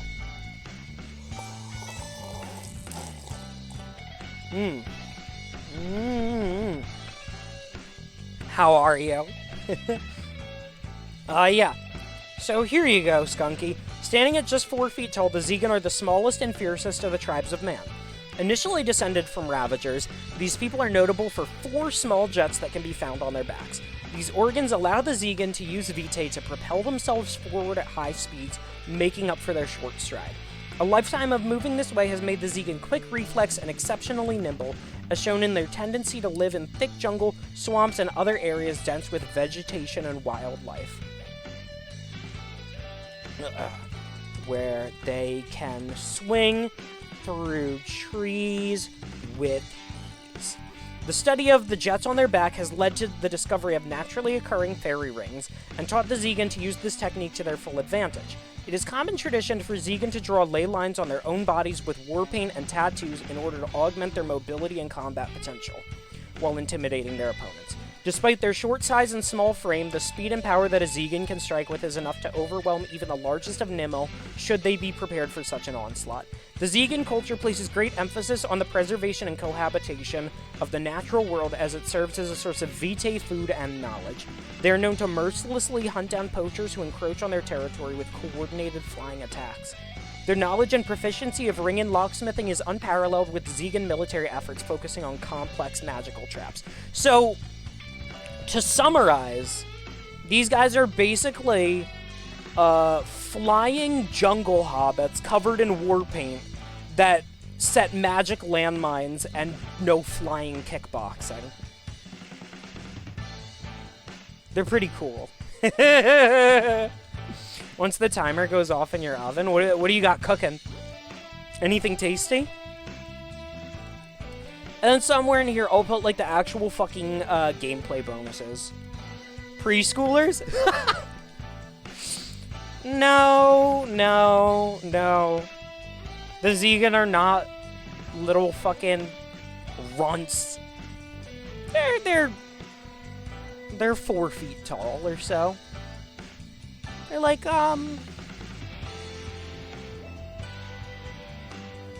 maybe like the size of like a sloth. A really fast sloth. The Old Worlders. Maverico, I don't know if you're still here. These are your guys. These Old Worlders, these are your guys. These are the robots.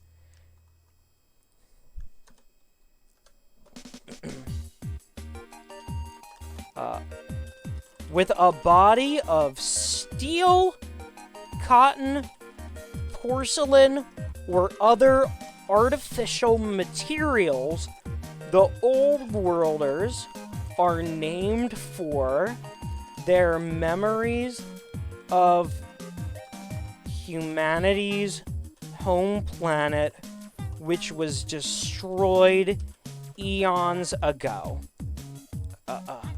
The Old Worlders were created in preparation for a mass extinction event, with many former humans willingly placing their souls inside of a lock, inside of a battery lock, where they use magic to control an artificial body via a combination of mechanical and magical means. The eons of life has had a profound effect on the psyche, on the very human psyche of these old worlders, with most going insane, becoming inactive, or destroying themselves due to the inability to create a perfect lock.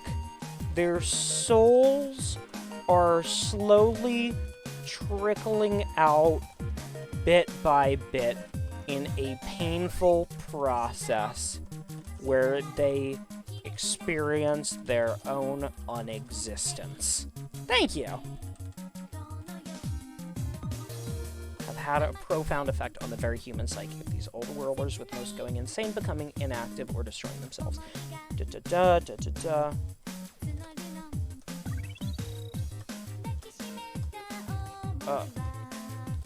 The role of many old worlders who maintain their sanity is to use their ages of their boundless experiences and wisdoms to attempt to guide humanity to a prosperous future known as the Age of Dawn.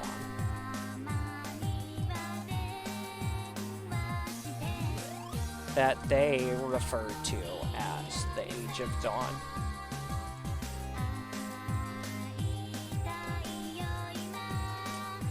Their artificial bodies come with as many strengths as they do weaknesses.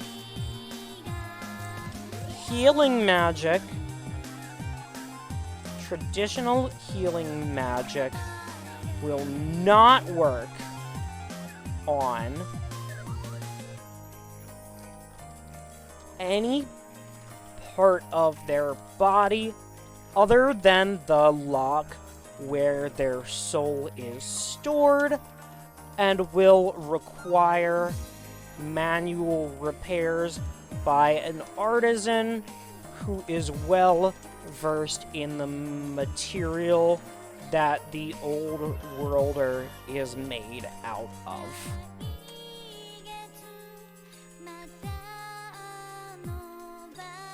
The flip side to this, however, is that old worlders have had far more time to verse themselves with the act of channeling than any other life form, and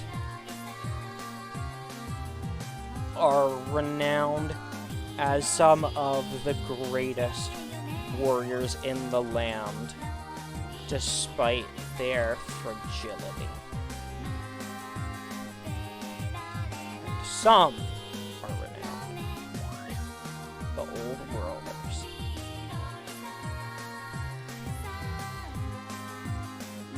There we go.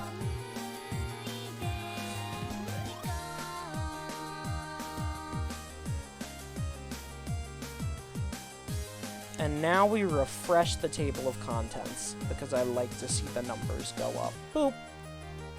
Yay, smiley face. Smiley face, happy, happy. Is that Puffy Amiyumi? No, it is from the Katamari Damacy soundtrack. Vocals by Saki Kabata, apparently.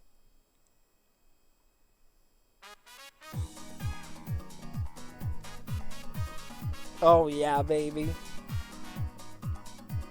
Oh yeah. Oh yeah, we're grooving.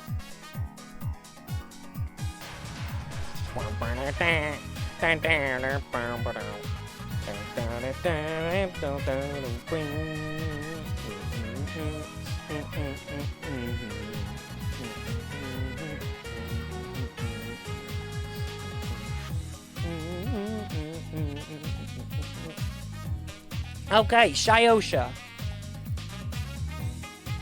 Shyosha.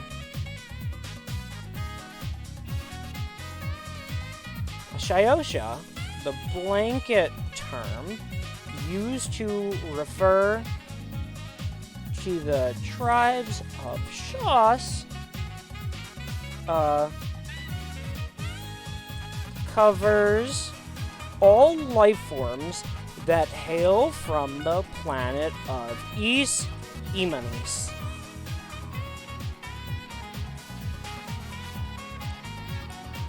Okay.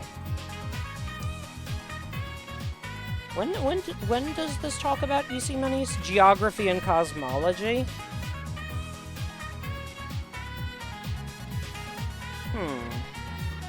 Maybe I'll have to reorganize this later. C'est la vie, c'est la vie. This is a process that we are just figuring out as we go along. Covers all life forms that hail from the planet of Is Imanis.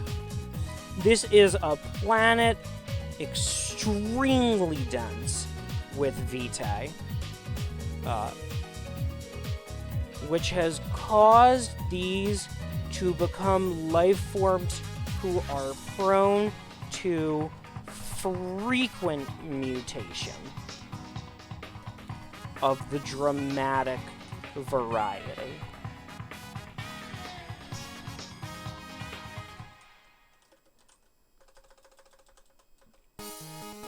They all worship Is Imanis, the planet itself, which speaks to them and commands them to strike down, to wipe out all life that it did not, the planet itself and their creator. They all worship the god Is Imanis, which resides in the planet itself.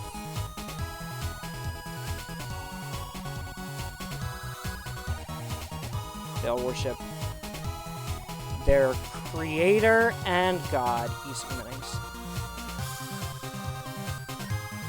Their primary worship, their primary method of worship is to their creator and god. Yeah, okay, there we go. Now I gotta stand up and stretch. So I don't get back pain. For nothing. It feels good. Their primary method of worship is to their creator and god Is Imanis, which resides in the planet itself.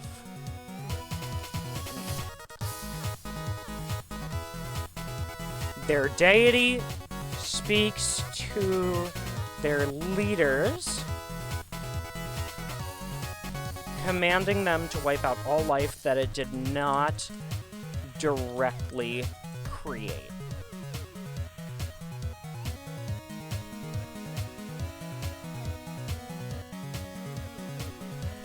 Accusing humanity,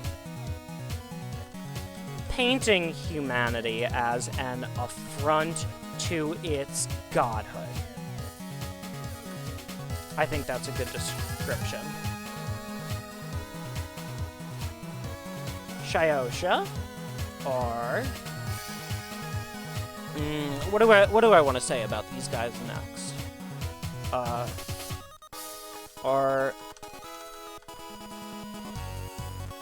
While Shiotic society as a whole strives to eliminate all tribes of man, the same cannot be said of each individual Shas.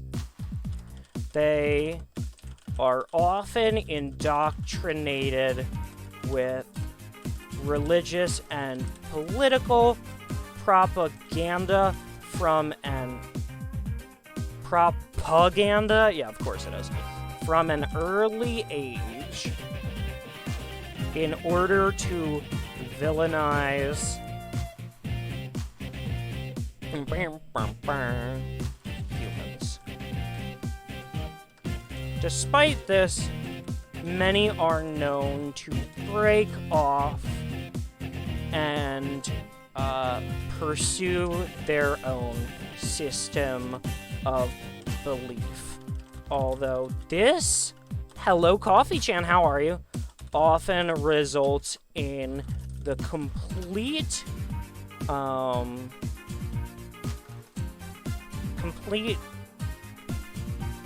trying to think of like a synonym for shunning. Estrangement of all of their friends and family.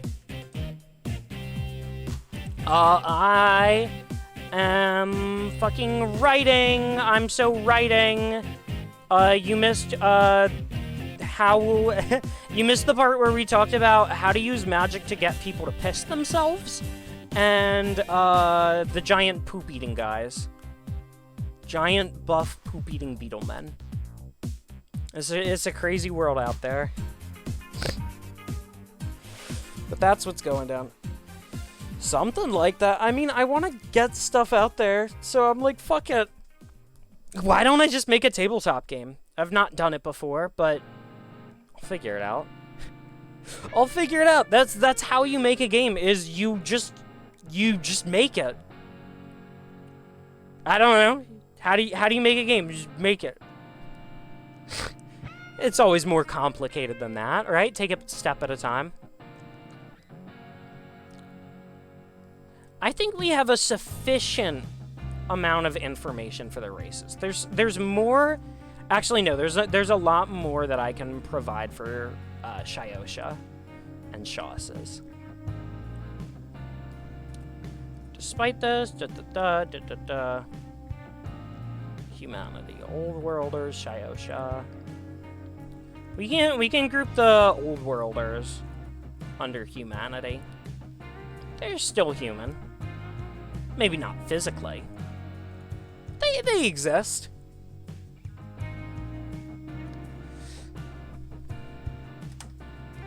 There we go. Okay.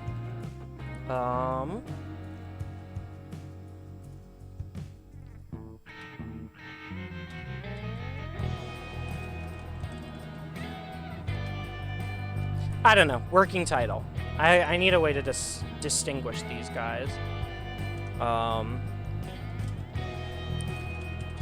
Shawses which have evolved to appear as close to the tribes, the members of humanity as possible. SPO Shawses rely on blending into humanity, performing espionage, and participating in sabotage of their governments to weaken the defenses of humans.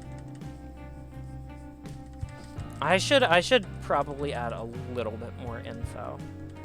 While Shiotic society as a whole strives to eliminate all tribes of man, the same cannot be said of each individual Shas.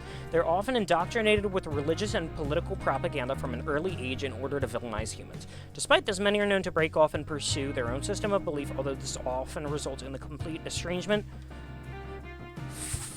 from all of their friends and family. From all of their friends, family, and members of their community.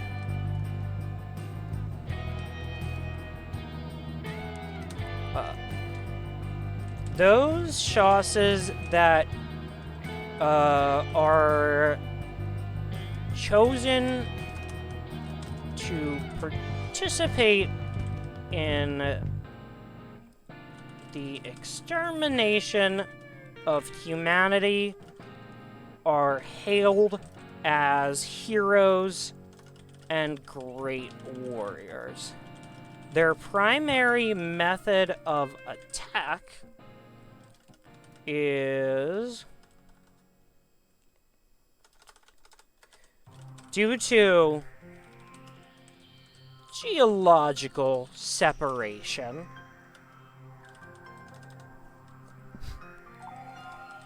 Geological.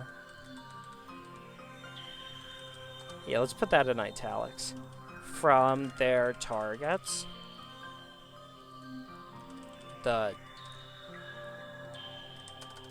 Between them and their targets.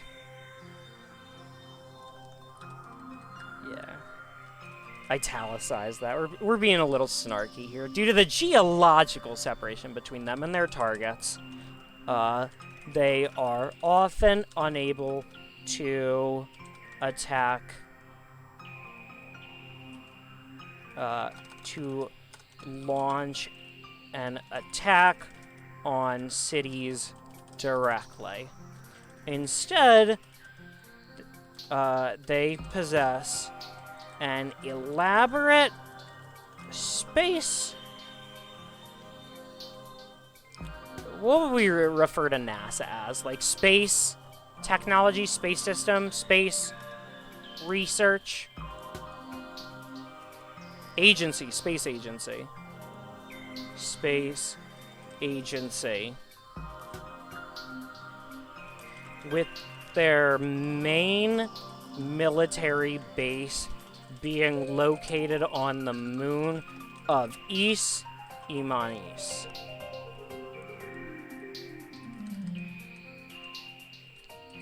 Known as the Urchin.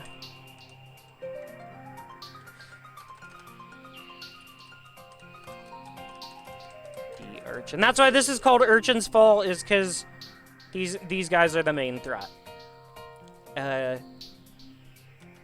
From this base, they use a giant cannon powered by complex machinery, which includes the use of rings and locks, where they fire simple spacecraft known as stingers at their enemies, where upon landing they will disembark and wreak havoc among their prey. This is a planet dense with vitae, which has caused these life forms who are prone to frequent mutation of the dramatic variety.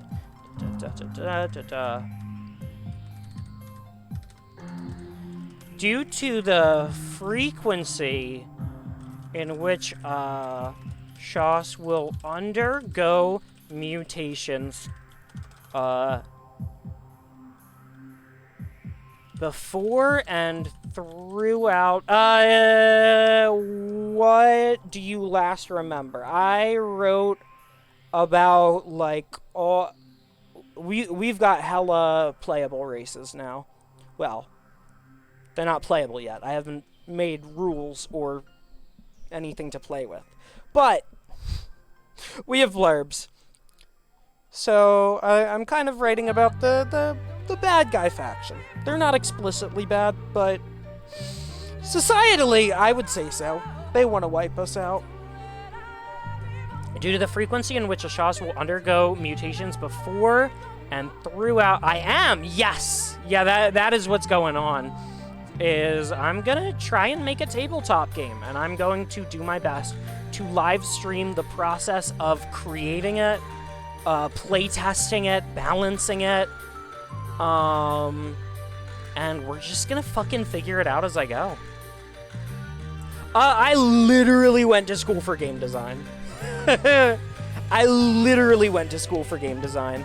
So I am confident in my abilities to make a set of rules and to playtest this. It will be a lot of work, and it will take a lot of time, but it is not something that I'm particularly worried about.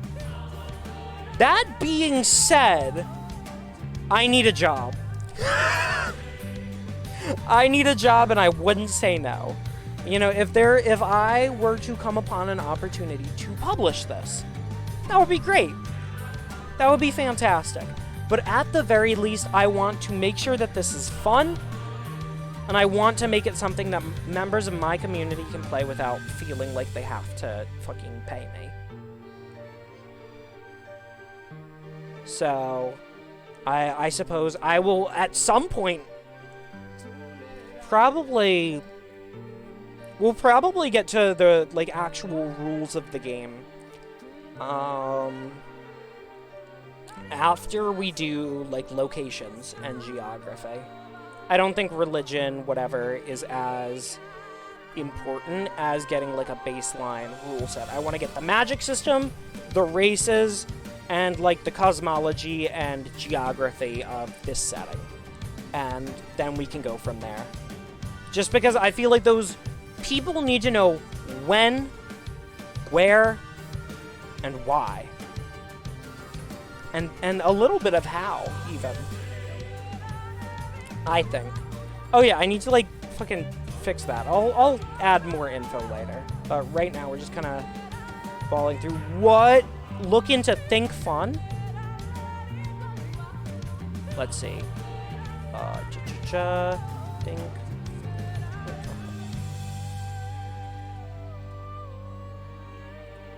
BRB, writing that down. Think Fun. Thank you. Thank you. Defo gonna apply there. That's not OBS. That's YouTube. That's fucked up. Shayosha. Instead, they possess an elaborate space.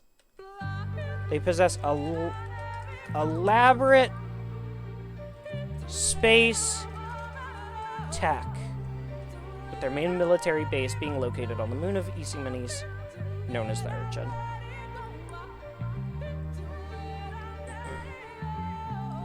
Due to the frequency in which a Shas will undergo mutations before and throughout their life, they are often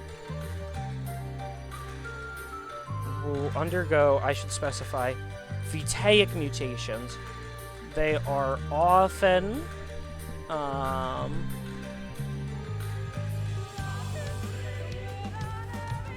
they are extremely diverse in appearance, with their bodies often exhibiting radically unique features such as neon eyes or hair, extra fingers, or Vitaic organs that allow them to produce magical effects without having to as a biological function. Or organs that contain large sums of vitae that allow them to produce magical effects such as biological function. It is highly common for Shasas to be born with abnormalities that may cause them an early death. And as such, it is common for Shasas to have large amounts of children when able. Their government actively advocates for eugenics in order to make their blood pure or some stupid bullshit, because eugenics is bad. The government actively advocates for the practice of eugenics. And I will let players extrapolate that. Yeah, we big stretching. Oh my god, wait, no, there's actually like some super important shit that I forgot to include.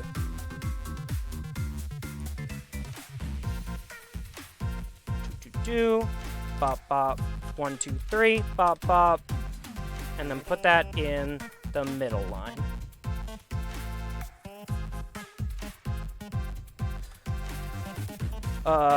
People who have a natural affinity towards channeling.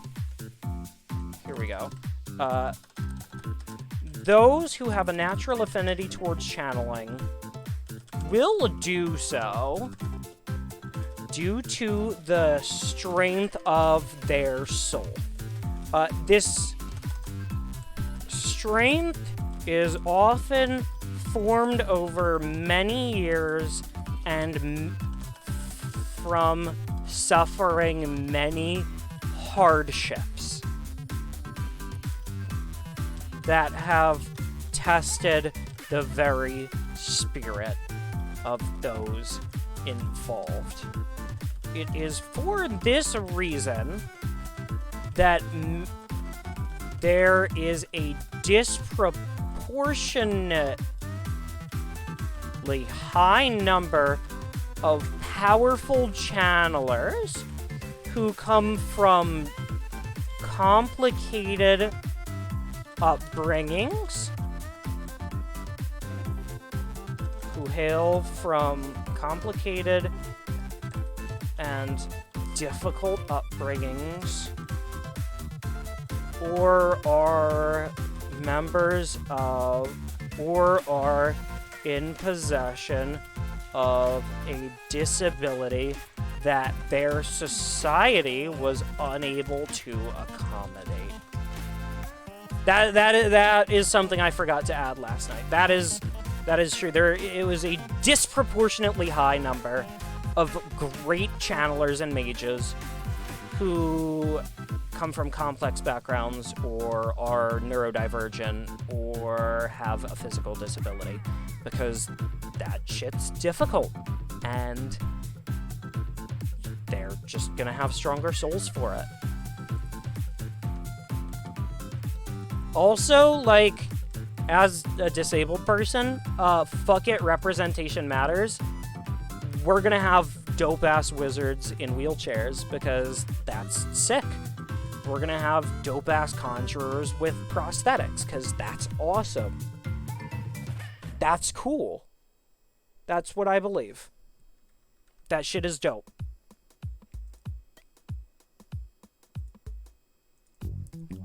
Those who have a strong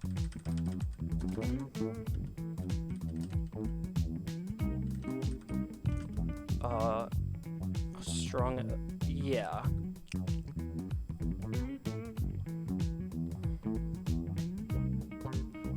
That comma is not necessary. It is for this reason that there is a disproportionately high number of powerful channelers who hail from complicated and difficult upbringings or are in possession of a disability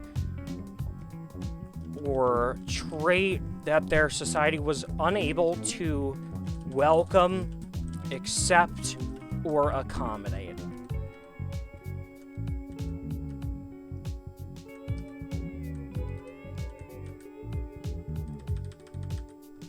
And backgrounds. Yeah, I could probably, like, fucking make this a PDF for... and then maybe, like, pop it in the Discord, give people access to, like, air quotes here, builds of this, right? Builds. Can we call it that? Can we call it a build? Even though it's on paper.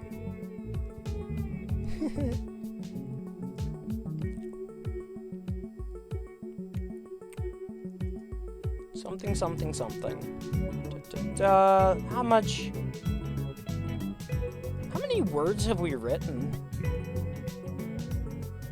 Okay, we've done like 2,000 words in 2 hours, which is like pretty good.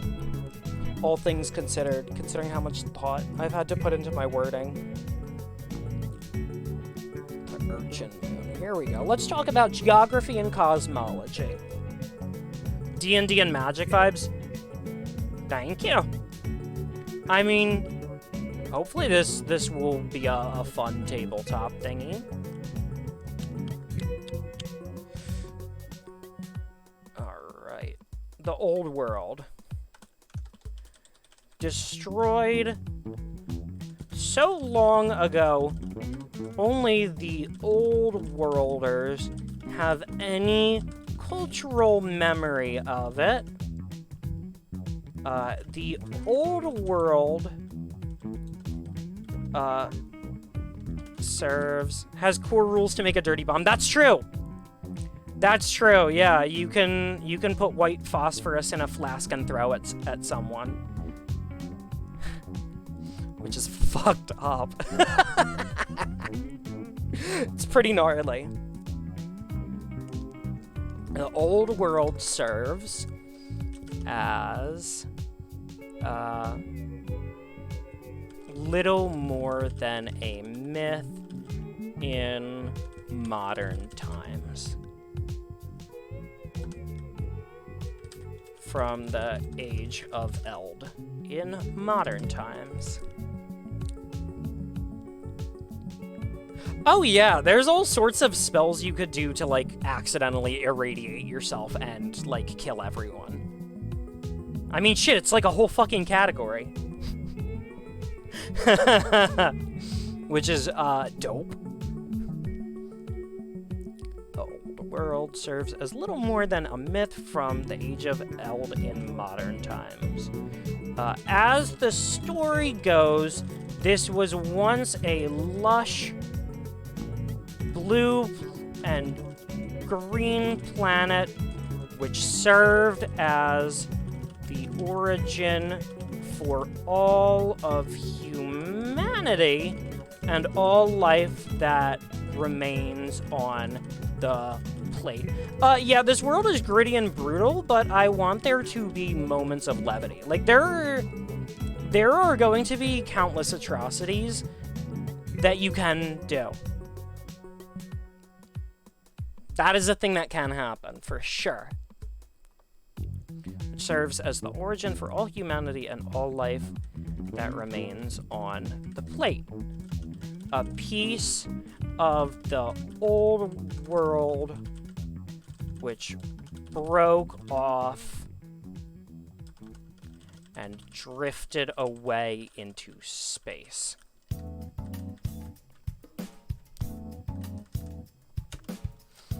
It had served faithfully as the bastion of mankind for all of history until one day... Will this be multiple boards or just one? What do you mean? I mean, probably like one board and a character sheet for each player. Maybe an additional character sheet for, like, shared party information. I'm going to figure out the exact rules soon. Once we get the setting out of the way and the playable races, I'm going to figure out the core combat and progression systems. And specifically how spells are going to work, because that's going to be hard. That's gonna be a very involved process.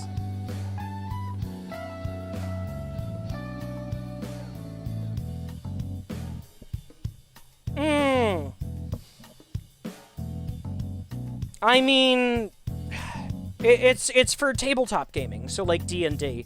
So that's like, it depends on where the DM takes you. It could be anywhere. It's regions on a map that I suppose you would draw. I intend to create maps and concept art and visual aid, or commission it. I don't fucking know. To help communicate, like, the visual idea of this. Especially because, like, what is where is a little abstract. It's a little wacky. Yeah, maybe. Like, fuck it, we'll see. I can't promise I would want to say yes, because I just fucking met you. You know? And the more people that I get involved in this project, the more difficult it becomes to communicate and coordinate. But I won't say no. I won't say no. Let's see. Destroyed so long ago... You can Discord... yeah, just, like, drop some shit in the Discord, and I'll take a look at it later. Destroyed so long ago, only the Old Worlders have any cultural memory of it. The Old World serves as little more than a myth from the Age of Eld in modern times. As the story goes, this was once a lush blue and green planet which served as the origin for all of humanity and all life that yet remains on the plane. A piece of the Old World which broke off and drifted away...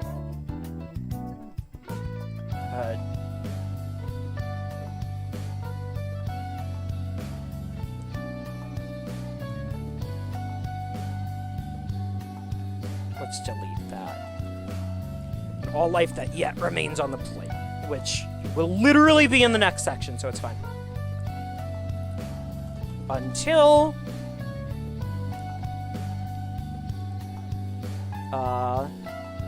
one day, it hatched! Oh my god!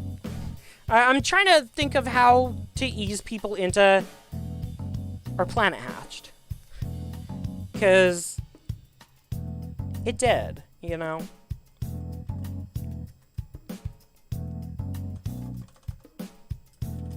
Until it hatched, revealing a great cosmic being from within the core of the planet. This, for those living on the surface of the Old World, this was a geological event of catastrophic scale, which released vitae stored deep underground into the atmosphere, causing acute vitae sickness to all life nearby. No Kanye West, please. There we go. Boop. And marking the beginning of the Age of Fae. Beginning. Whoop. Whatever. Yeah. The begging, I don't fucking know. Destroyed so long ago, only the Old Worlders have any cultural memory of it.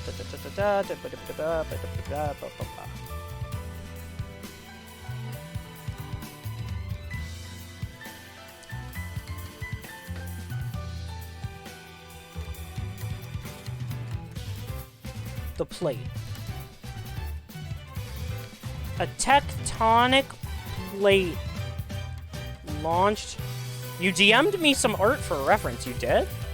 Oh, you did. Check it out. Wait a second. Hold on.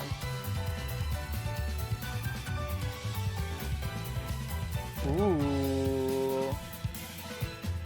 This is pretty fucking cool. I like the fucking bone wheel you did. I like that shit. And the creepy bomb with the hands. This is dope.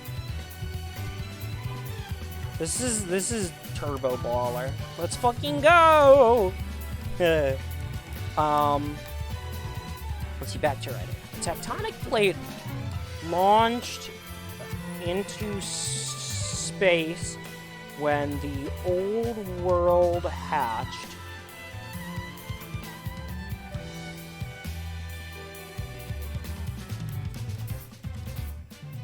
After the Old World began to hatch. reinforced with the finest of technological and vitaic advancements, reinforced that humanity has to offer. This flat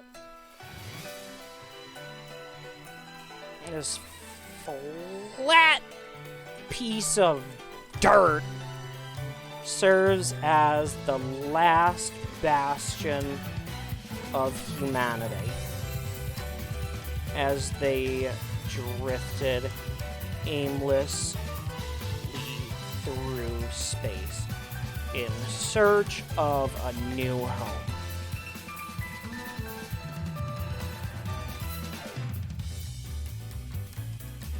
Serve. There we go.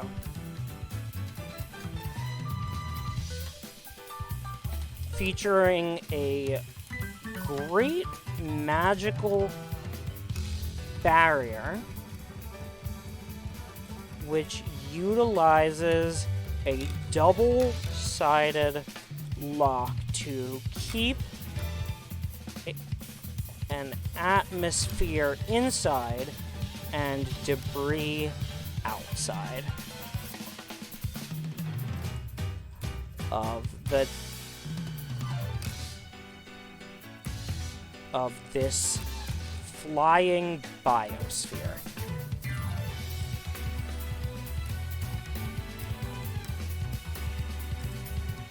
On all sides. Let's read this out loud and see if it makes sense. The plate. A tectonic plate launched into space after the old world began to hatch. Reinforced with the finest of technological and vitaic advances that humanity has had to offer throughout their long and storied history. Storied, not stories. This flat piece of dirt served as the last bastion of humanity as they drifted aimlessly through deep space in search of a new home. Featuring a great magical barrier on all sides which utilizes a double-sided lock to keep an atmosphere inside and debris outside.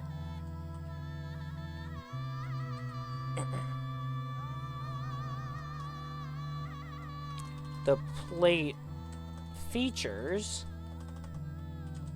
a great magical barrier on all sides which utilizes a double-sided lock. I should specify.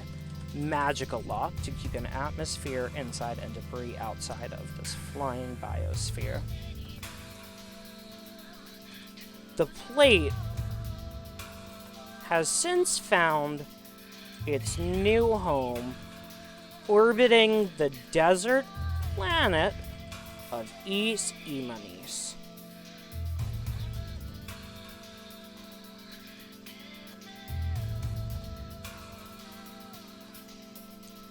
Which serves as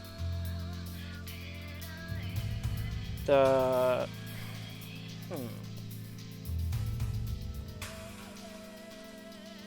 home of because this is the first fucking mention of East Imanis, chronologically speaking.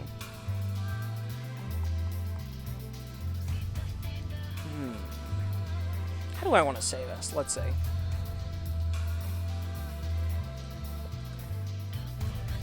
Acting as a satellite orbiting the desert planet of East Imanis. Unfortunately, the planet's residents and the planet itself are less than welcoming. And humanity remains trapped on the plate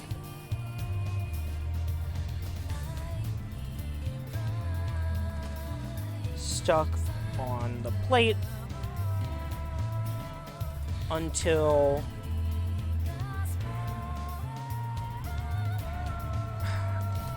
and the planet itself less than welcoming until things change.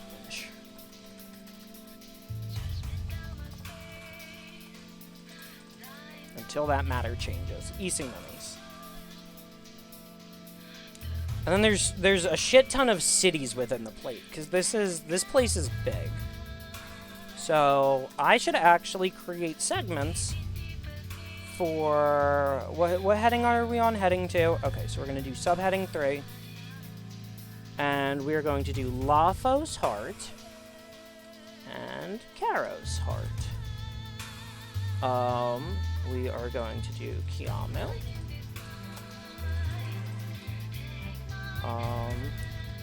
Kosalo.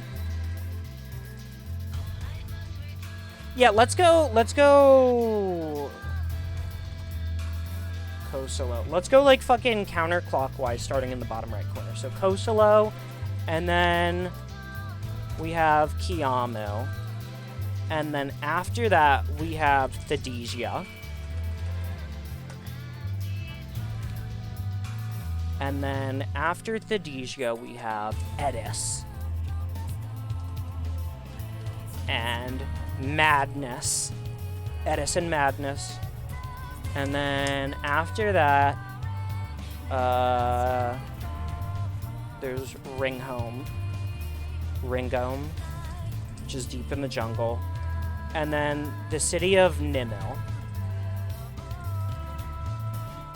And then I think that's it. I mean, that's it for the major cities, and then there's the central city. What's the one under Kiamu? No, I'll just fucking rename it later. These are made up words. They're made up words. I can just fucking make things up. It doesn't matter.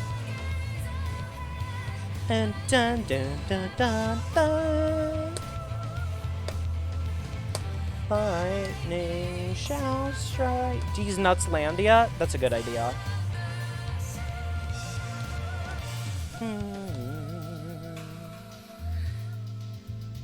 I could also take more time to split up the factions. Combat styles. I definitely want to have a chapter on creating characters. Because the creating a character and the combat system, like, I need to restructure this, because since having the epiphany, I should make this a tabletop game. I have not done any like major restructuring since then.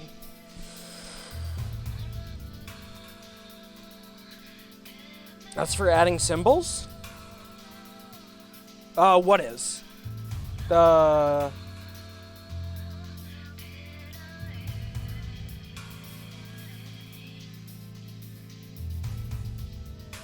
table thing? Oh, yeah. Yeah, they're emoji. You have fire, water, wind, earth, light, dark, raid, and rot. They're, the key is that they're in the same order as listed above. I'll mention that.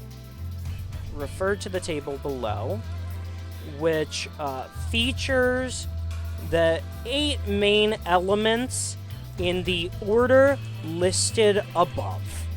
There we go, just to prevent any confusion for people.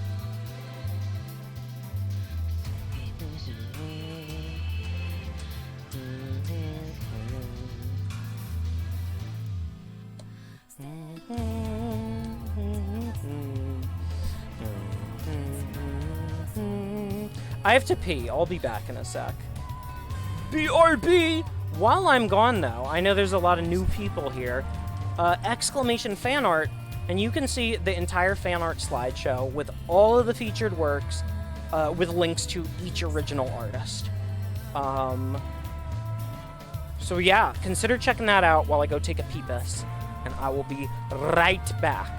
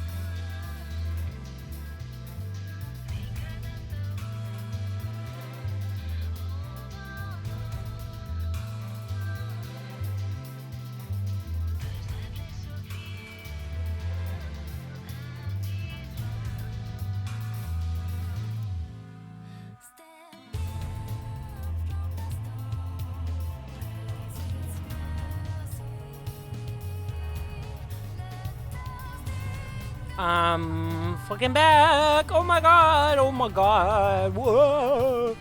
Oh. Oh. Oh my god. Thunder shower. Bed, da, da, da, da, da, da. Bend the heavy head and look through some that. I don't know the lyrics. Thunder shall strike. Are the lyrics wrong? Thunder top floor.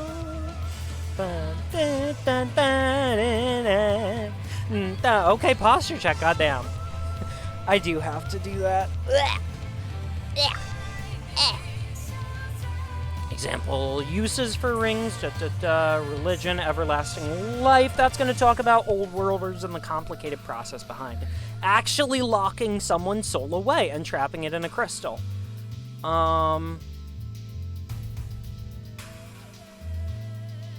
Creatures and cultures, Shiosha. Oh yeah, there's more to talk about the Espiosha, says. If you take mutations. I just used the restroom. I have water here. Like, fuck it, we ball. I'm cranking this. This song's so good. Boop.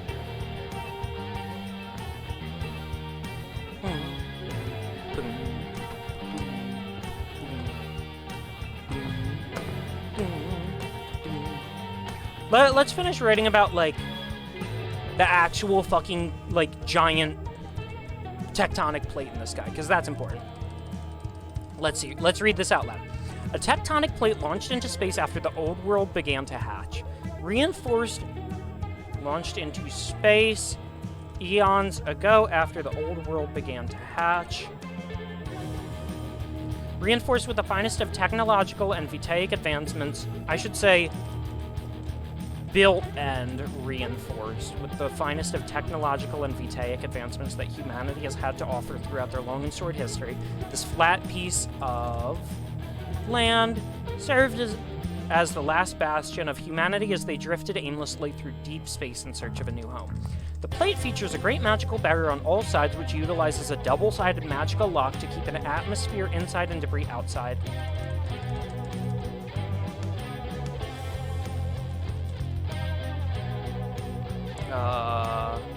Connected hexagons. It's a big hexagonal sphere.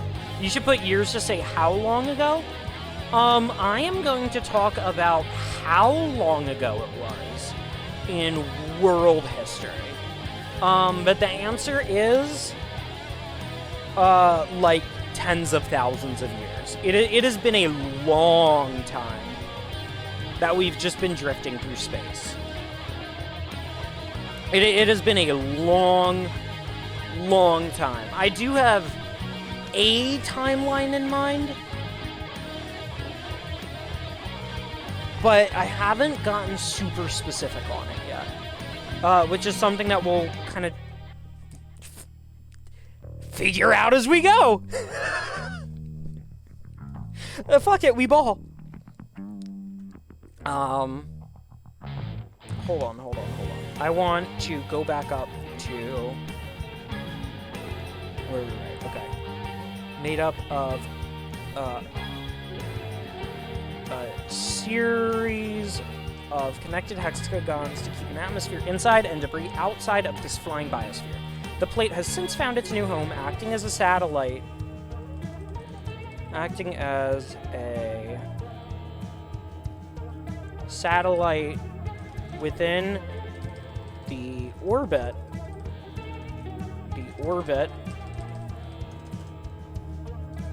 of the desert planet of Isimanes. Unfortunately, the planet's residents and the planet itself are less than welcoming, and humanity remains stuck on the plate until that matter changes.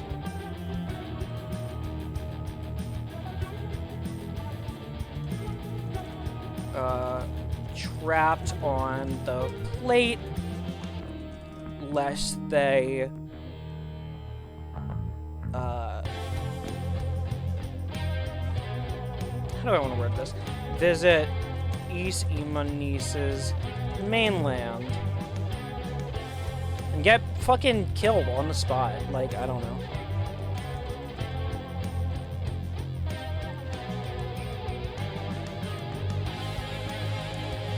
Until this great war comes to an end. That's a good description for it. Okay. Easy moments. You fucking bet I am. How do you think I'm able to fucking hyper-focus on this shit? Fucking hyper-fixate. Why do you think I'm so creative and original? Tee-hee, tee-hee, hee-hee.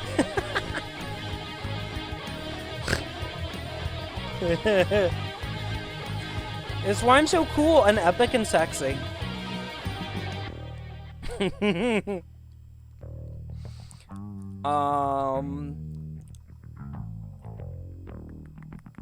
What do we want to do next? Let's write about Easy Minis. Okay.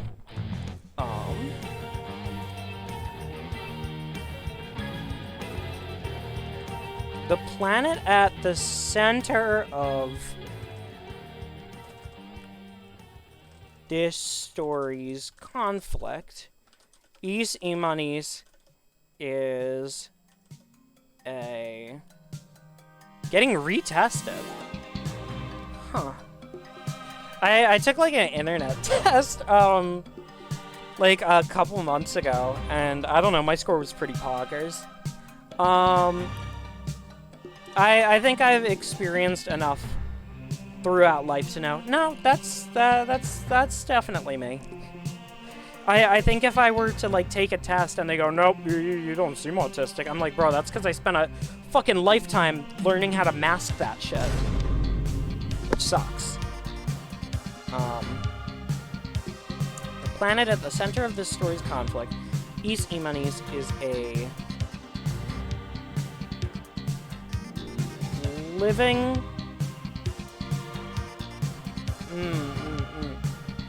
is a desert planet with a living core.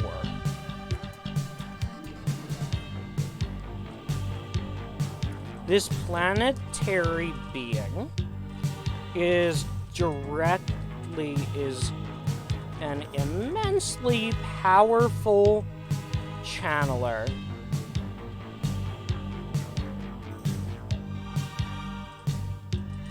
capable of interfacing with even the element of the divine, at least to some extent. It is for this reason that, I say that a lot, it is for this reason that the being residing within this planet has a bit of a god complex extent, capable of interfacing with even the element of the divine, at least enough so to create life from nothing, which is where the Shiotic peoples originate from. It is due to this great power that the being residing within this planet has a little bit of a god complex. The arrival of the plate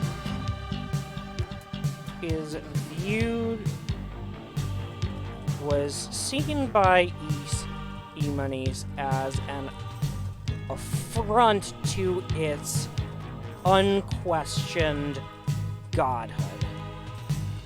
The arrival of the plate, which included creatures from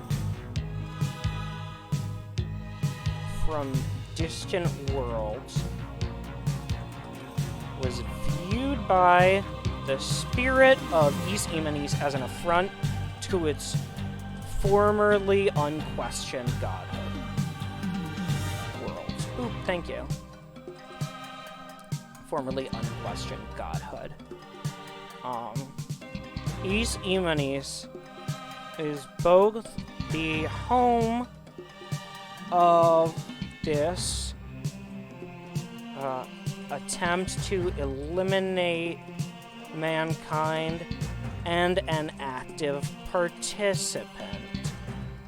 It is known to create avatars that it can see, hear, and speak through. Hello, Finchy. How the fuck are you, dude? Let me give you a big old shout out. Y'all go check out Hey Finchy right the fuck now. Good friend of the channel. Awesome creator. Absolute fucking sweetheart. Go show him some love. Please and thank you. East Imanis is both the home of this attempt to eliminate mankind and an active participant. It is known to create avatars that it can see, hear, and speak through. You forgot to sleep! What the fuck? Oh my god. It's like 8 a.m. for you. Oh my god. Please tell me you don't have like a long shift or some shit today. Please, please, please, please, please tell me that is not the case. My heart will break for you into a million tiny pieces.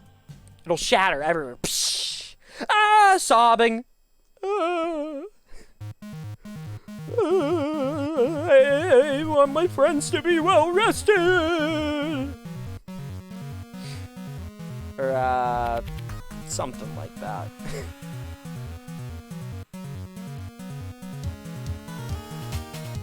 Oh. Big pettin'.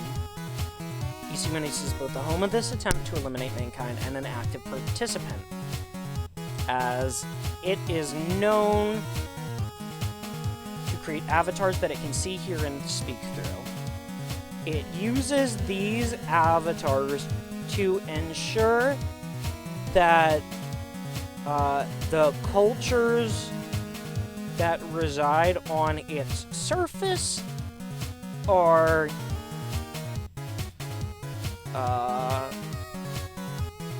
constantly exposed to beliefs, to propaganda and governmental systems that encourage and reward them for participating in this holy war. This place sucks, is what I'm trying to say. The planet, the glass dunes, the holy city of East, and the Eye. Let's start with the Eye. A giant blinking eye on the surface of the planet, which stretches so large it stretches out to the very edge of the horizon. This eye is particularly unnerving for its 3 connected pupils and eyelids which close like the aperture of a camera. It is capable of blinking with such speed and force that any animal standing on the surface of the eye will be severed in half, flung across the fucking sky, or otherwise mutilated and maimed.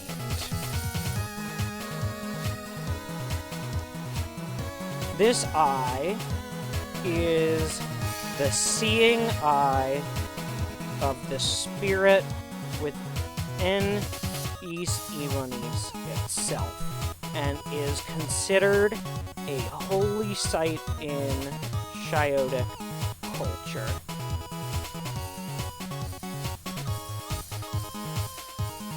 All avatars, all life forms or avatars created by East Ivani's emerge from the pupils of this eye.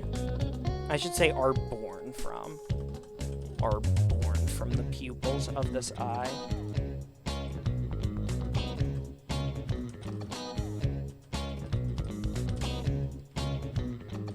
All life forms or avatars directly created by East Ivani's. There we go. Big blinking eye. Whoa. It's so scary. So scary. Ugh. The Urchin Moon.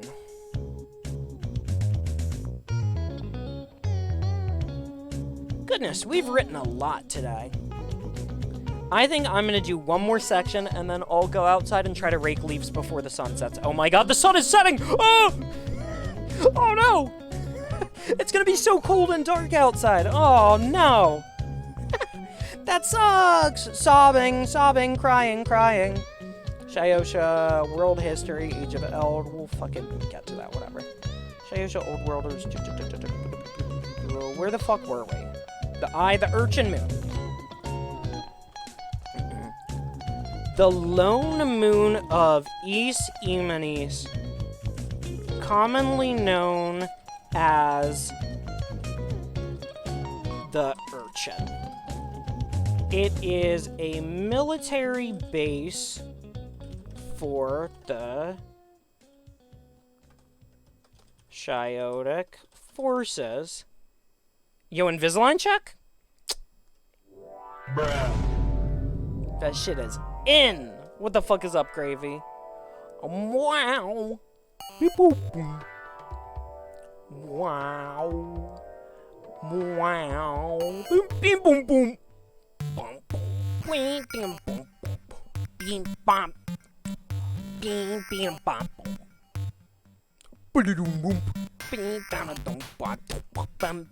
I'm sipping.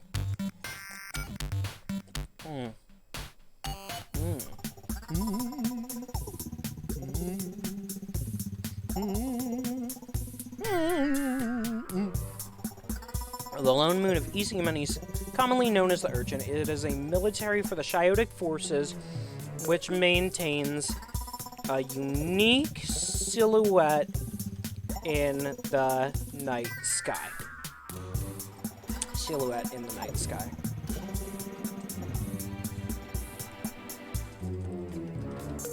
Equipped with a great lunar cannon, which reaches high into... equipped with a great lunar cannon the size of a skyscraper. This device is powered by countless vertical towers placed on the moon, which use fairy rings to gather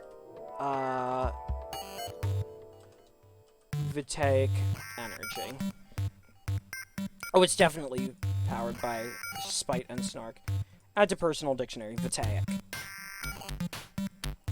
Which use columns of connected fairy rings to gather Vitaic energy and direct the shots of this cannon. This cannon is the only tool that the Shiotic military possesses that is capable of generating enough force to penetrate the barrier around the perimeter of the plate.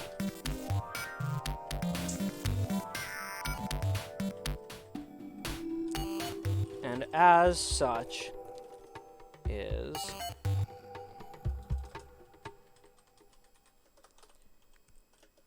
this has given humanity the ability to predict attacks, to predict the location and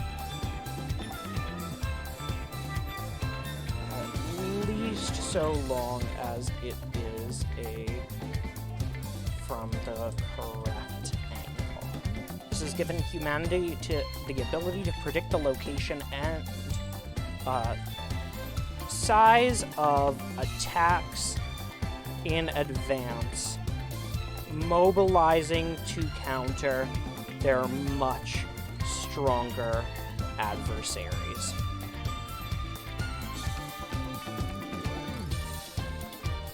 I will say, giving them the initiative to prepare and counter against their much stronger adversaries. Cannon is the only tool that the Shiotic military possess that is capable of generating enough force to penetrate the barrier around the perimeter of the plate, at least so long as it is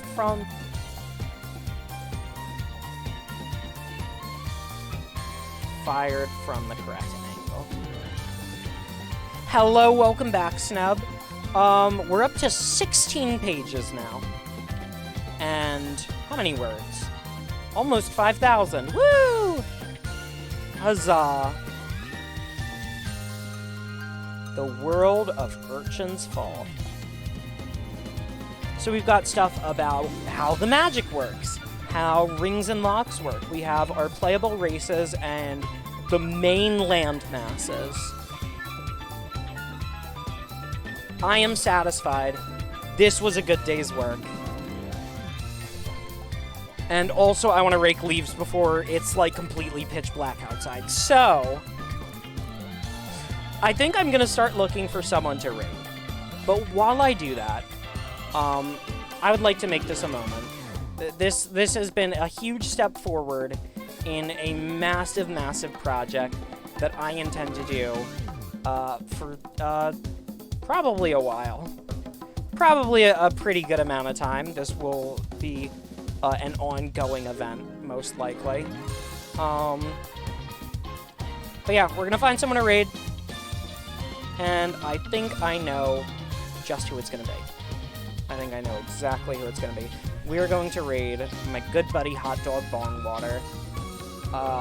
The raid message can just be Armadillo Raid. And then some boogies. Just some boogies. Before we go, I would like to thank you all for joining me, for participating in this. I hope that when this game is ready to be played,